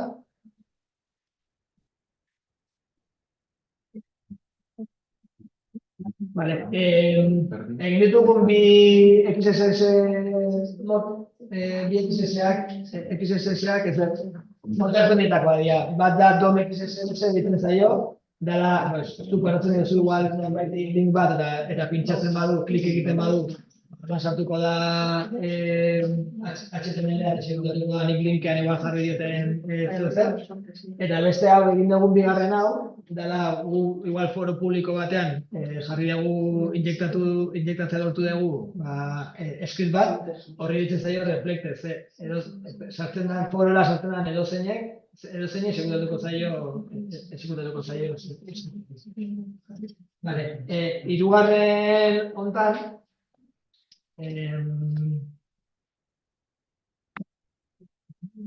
esaten dugu, batzutan ez dira horren evidenteak, ez? Bestean ikusi dugu URL-ean jartzen zena, gero HTML-ean injektatzen zela, bestean ikusi dugu komentaretan jartzen genuen ere bai HTML-ean injektatzen zela, baina beti ez da horren evidentea. Orduan, utziko dizu pixka zuei buelta bat ematen honi. Ia asmatzen duzuen nola zer egin dezakegun hemen.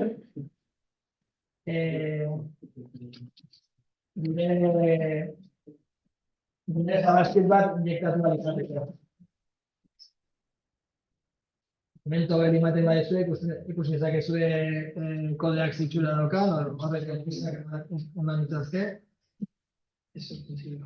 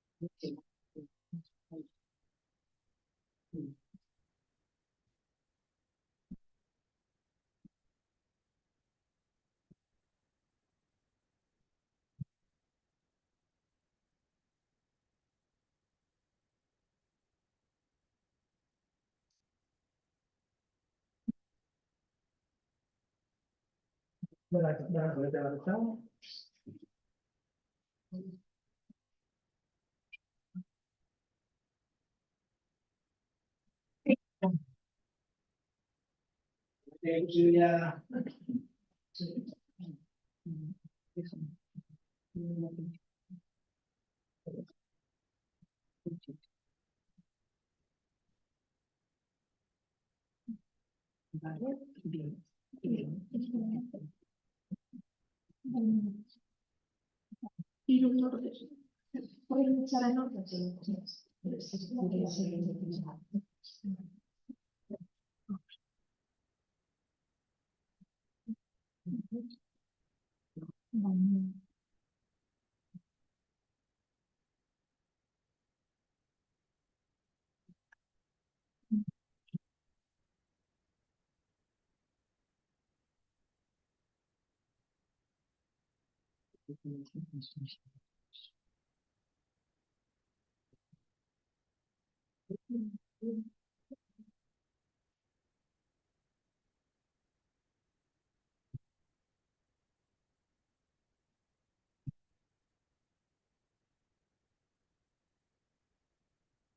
Bere asmatu du, hirugarrena, bai?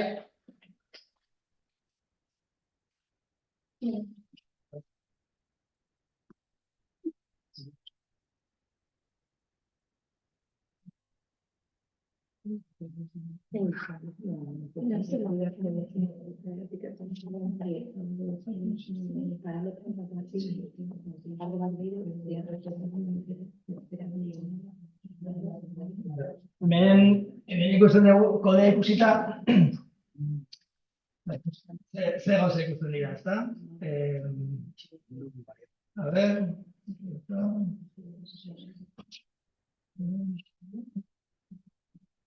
Vale. Hemen ikusten dugu HTML-a nahiko simplea da, daude hirutik. Eta gero div bakoitzean klik egiterakoan, funtzio bat.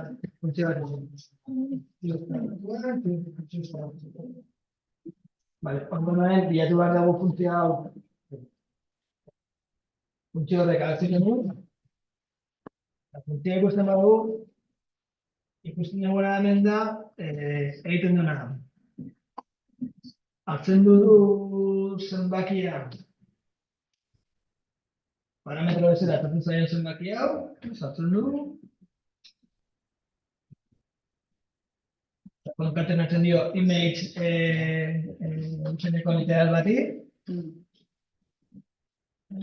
eta gero hemen sartzen du image vale, eta gero hau jQuery dirudi, nobaitek esan duen jQuery, ez? Honek azken egiten duena da, bilatzen du div bat, izena hau daukana, eta content idea daukan div bat, eta jartzen dio .html, jQueryko .html funtzioari. Eta gero pasatzen dio eduki bezala, hemen goran sortu duen HTML. Eta HTML-a da image, zenbakia, eta gero hemen beste irudia. Eta irudia ere bai da, hemen dikan datorren zenbakia. Bueno, .html, jQueryren .html funtzio horrek, funtzio horrek azken egiten duena atzetik da egin HTML funtzio propietateari deitzen dio. Orduan, hemen zer egin dezakegu? Bueno, Entratzen baldin badeta adibidez,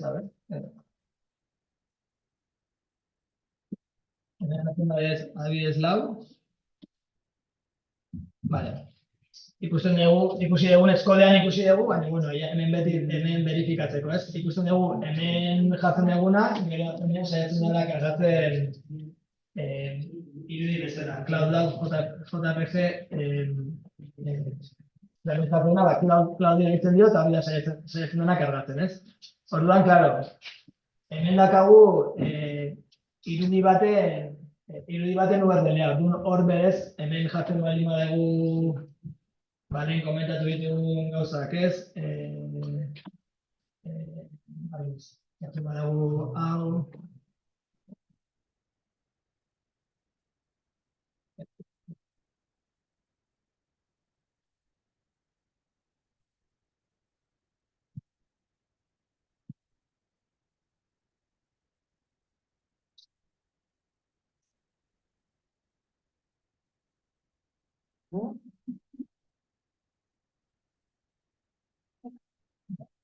Zer gertatuko litzateke, ezta? Ez du ezer ez egiten, eta ikusten badugu honek zer sortu duen.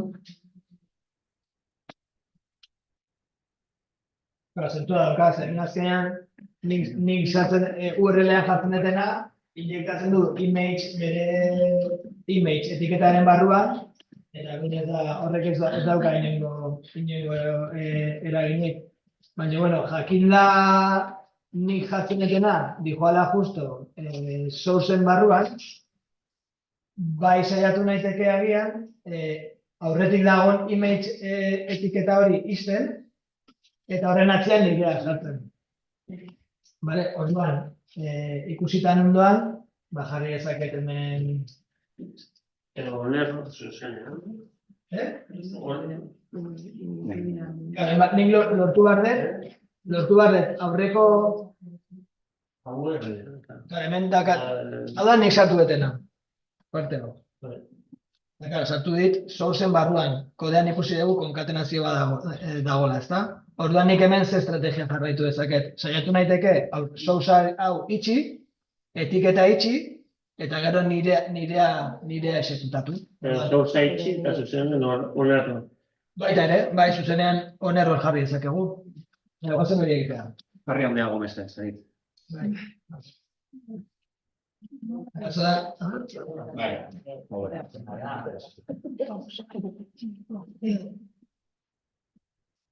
Orduan, zer dugu onerro, ez da?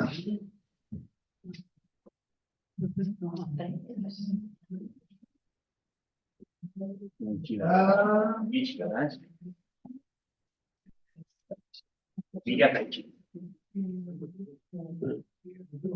Honekin egingo duguna da horreko komilak itxi, gero nire onerrorra sartuko dut,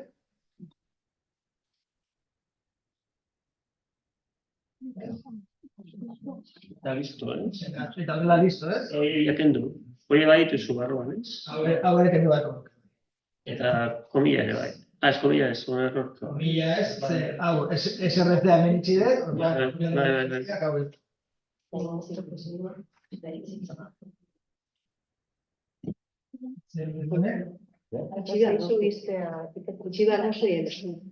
etiketa itxi.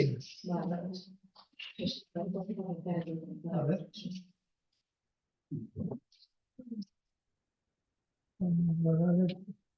Bai,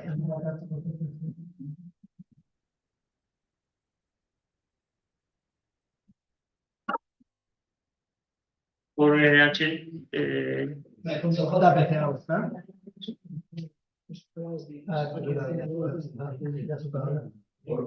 Komillak lehenengo doble. Badilla nostrean, ez komilla aurretik. Komilla aurretik bine bat dazu, bost.jpg. Aurretik, barruan. Ez, komilla eskerreko aldian.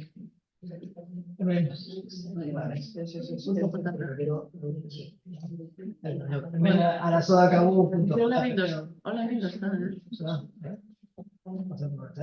punto JPG ikustaten da. Arazo dakat punto JPG. Comilla simple, hori comilla simple. Baina hola bindos está, Eso, eskerrik asko. Vale. Ulertzen hemen egin da, ez? Pixkat komplikatuagoa da, baina hori, hemen azkenean ikusi nahi dena da, nahiz eta esan ez, bueno, nik hemen irudi badakat, ematen nahi naiz sinka, lehen esan duguna, sinka bakarrik handa irudiaren identifikatzailea, orduan printzipioz ez dauka arrisku gehiagirik, baina, claro, nik tal cual errenderizatzen bada eta HTML-a, beste norbaitek itxi dezake hori, eta gero behar nahi duna sartu. Hori izan zen. Hemen, behin hau desblokeatuta, beste badago, eta beste bosgarren bat, bueno, horrezia sartuko. Uste zuen zako errekurtso bezala, pero unekin zakeatzen jarraitu nahi badezu, zazuela beste hiru nivel zuen kontura egiteko.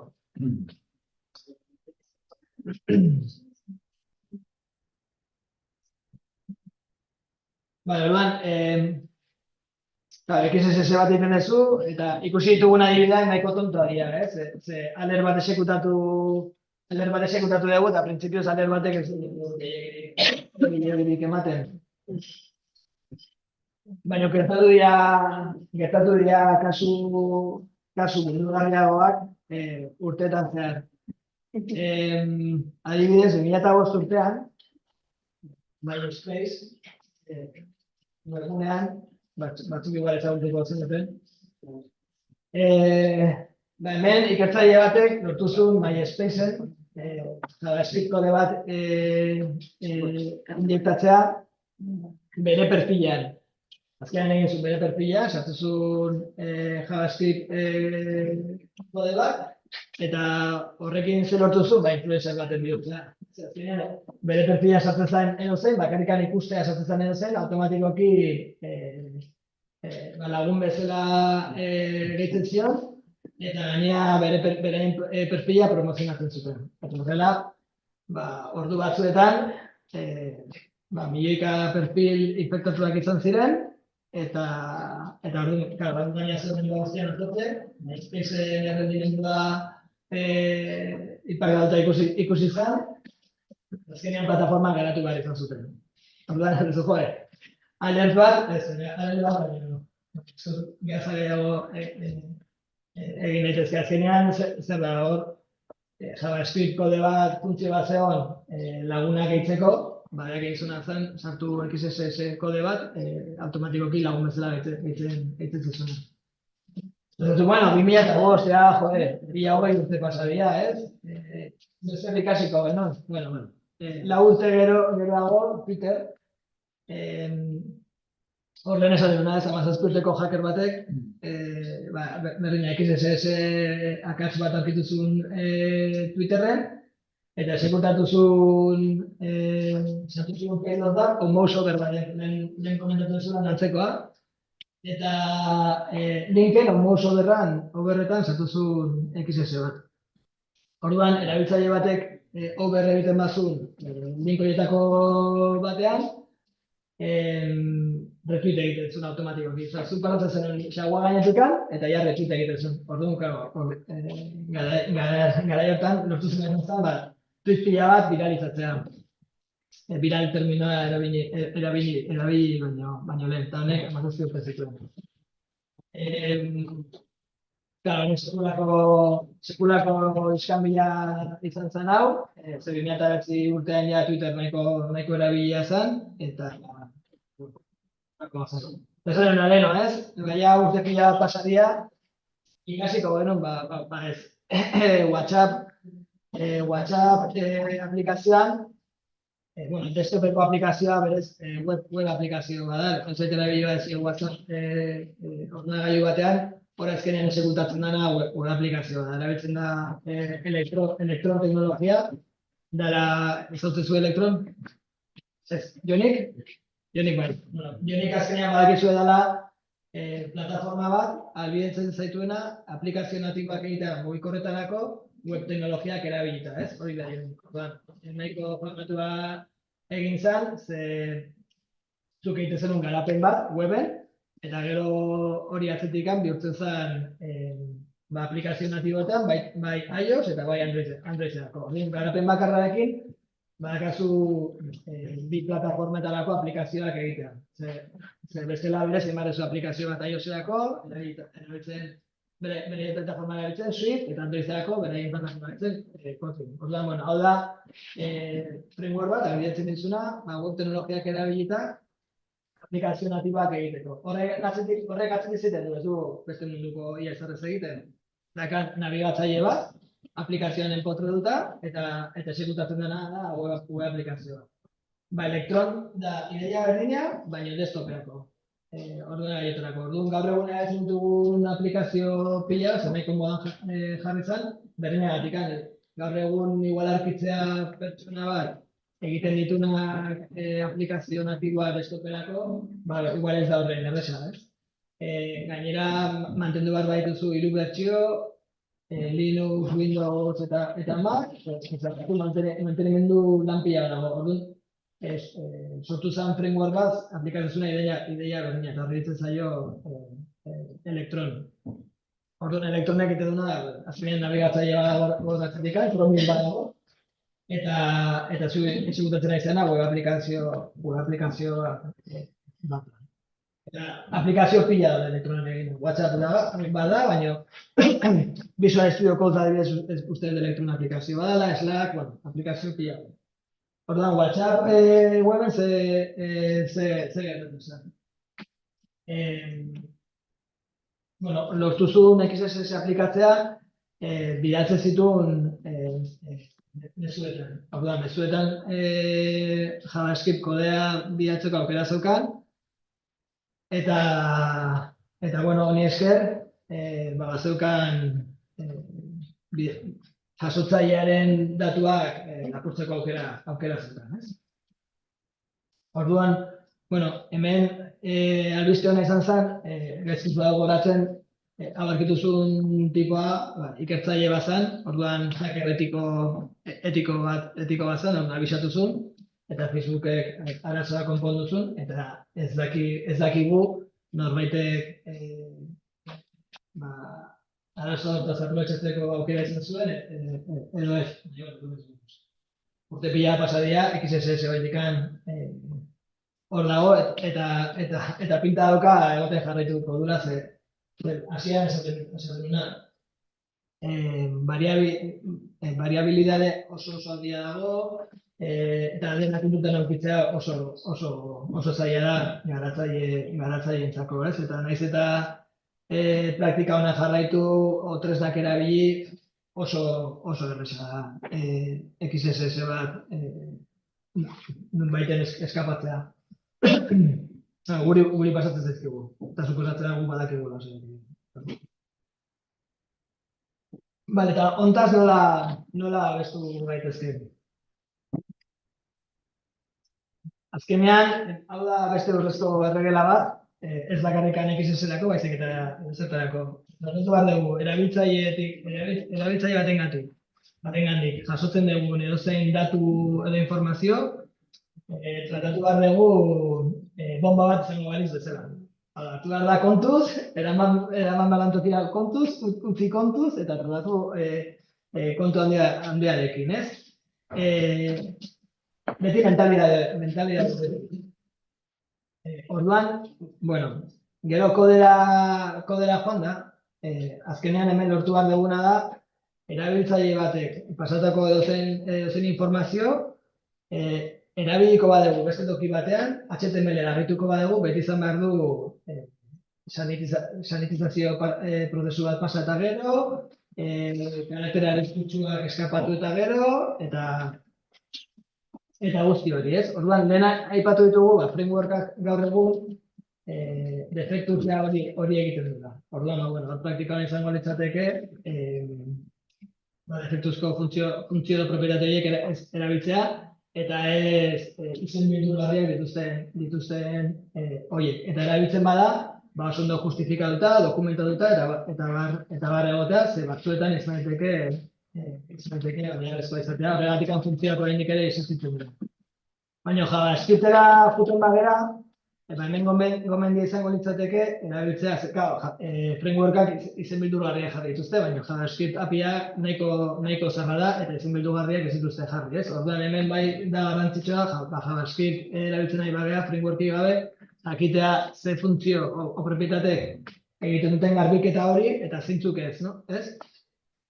Orduan, adibidez, barabi tekstua sartu nahi badugu domean, inner HTML erabili horrez, text content erabili, ez? Horrek ja sanitizazio prozesu bat egiten duelako. Esan dakoa, frameworkak defektuz lan hori egiten dute, eta behitu zeizen dazkaten kontrakorako. Adibidez, React metoda da, dangerously setting osea, ja ez... Danger, ja azten da dangerrekin. Angular, lehen ikusi dugu, baina Angularren ikusten dugunean funtzio bat. Azten dara bypass eskurekin, berdina da bomba. Osea, hemen defektuz ez dara bila. Eta desente dazkate daka, lehen erabili duguna, baina daka CSS-erako ere bai, scriptetarako ere bai, holako funtzio pila dazkate. Orduan, defektuz horiek, eginetu barria ez erabiltzen.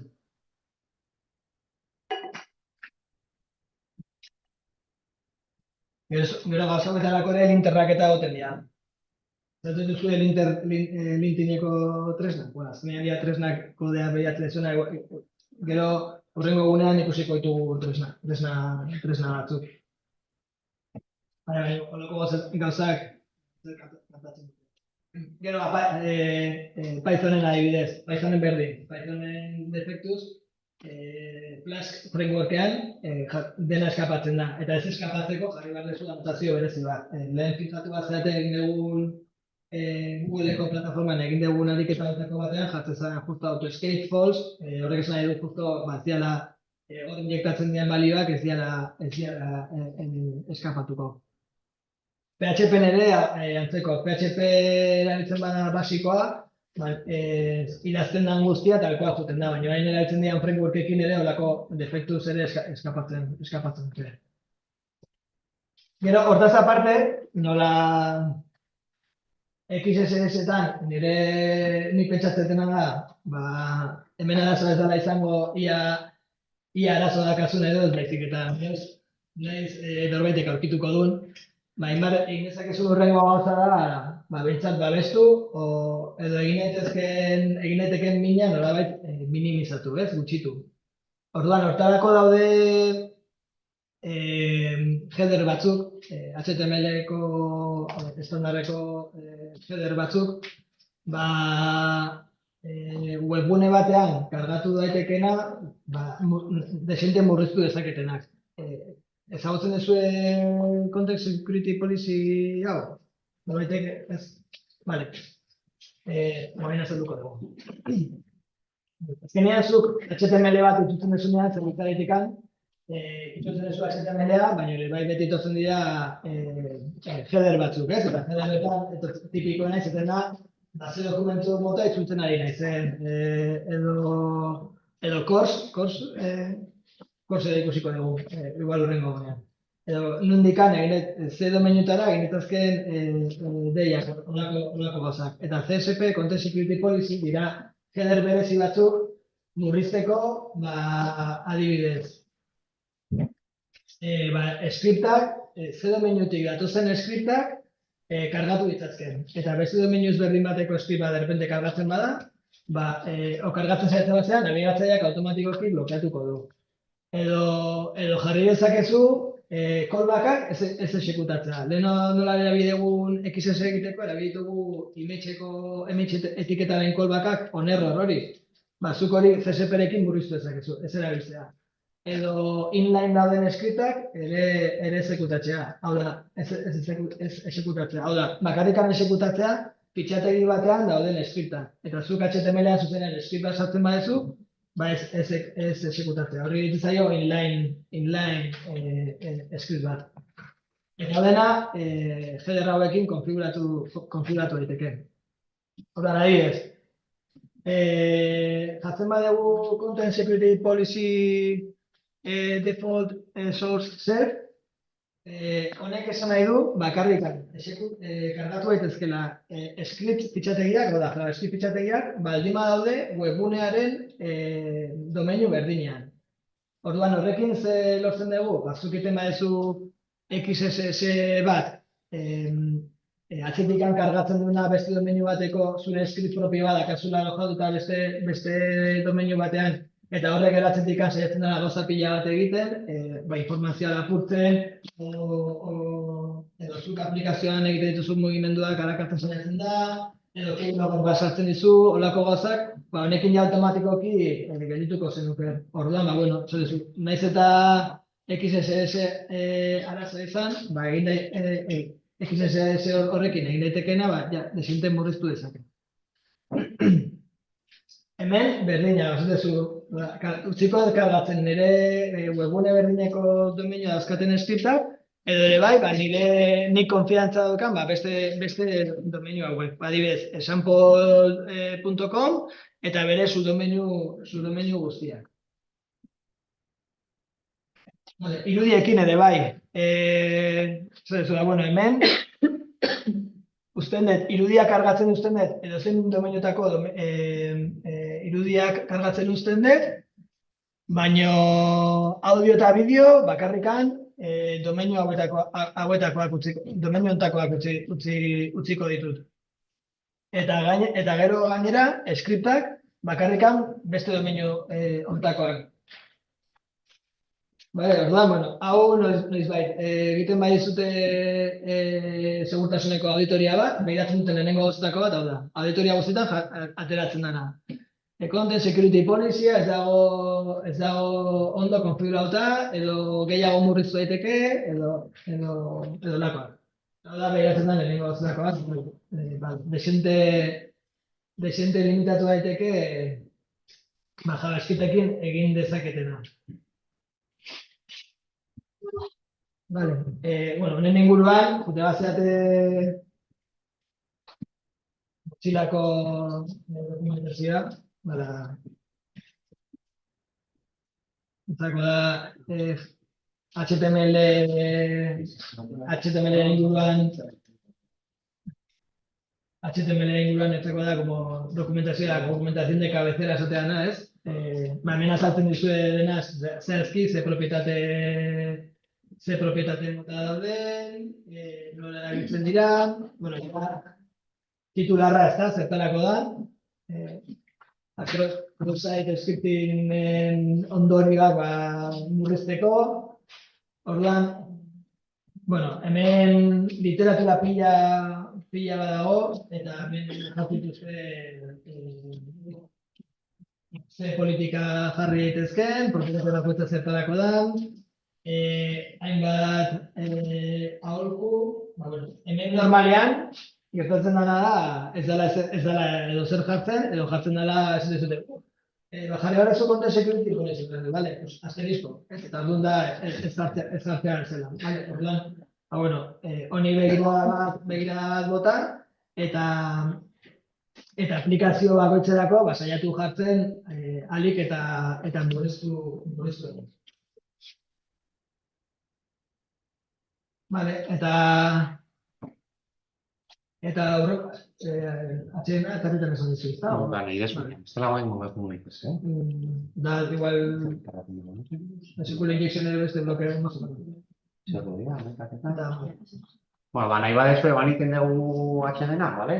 Gaina uste hemen zerra ikin behar dutela, suerte dakau, horretan da bizigula goiale bai, eta aprobetxatuko dugu, bale? Terdietan bueltatzen gara, terdiko 25, bale?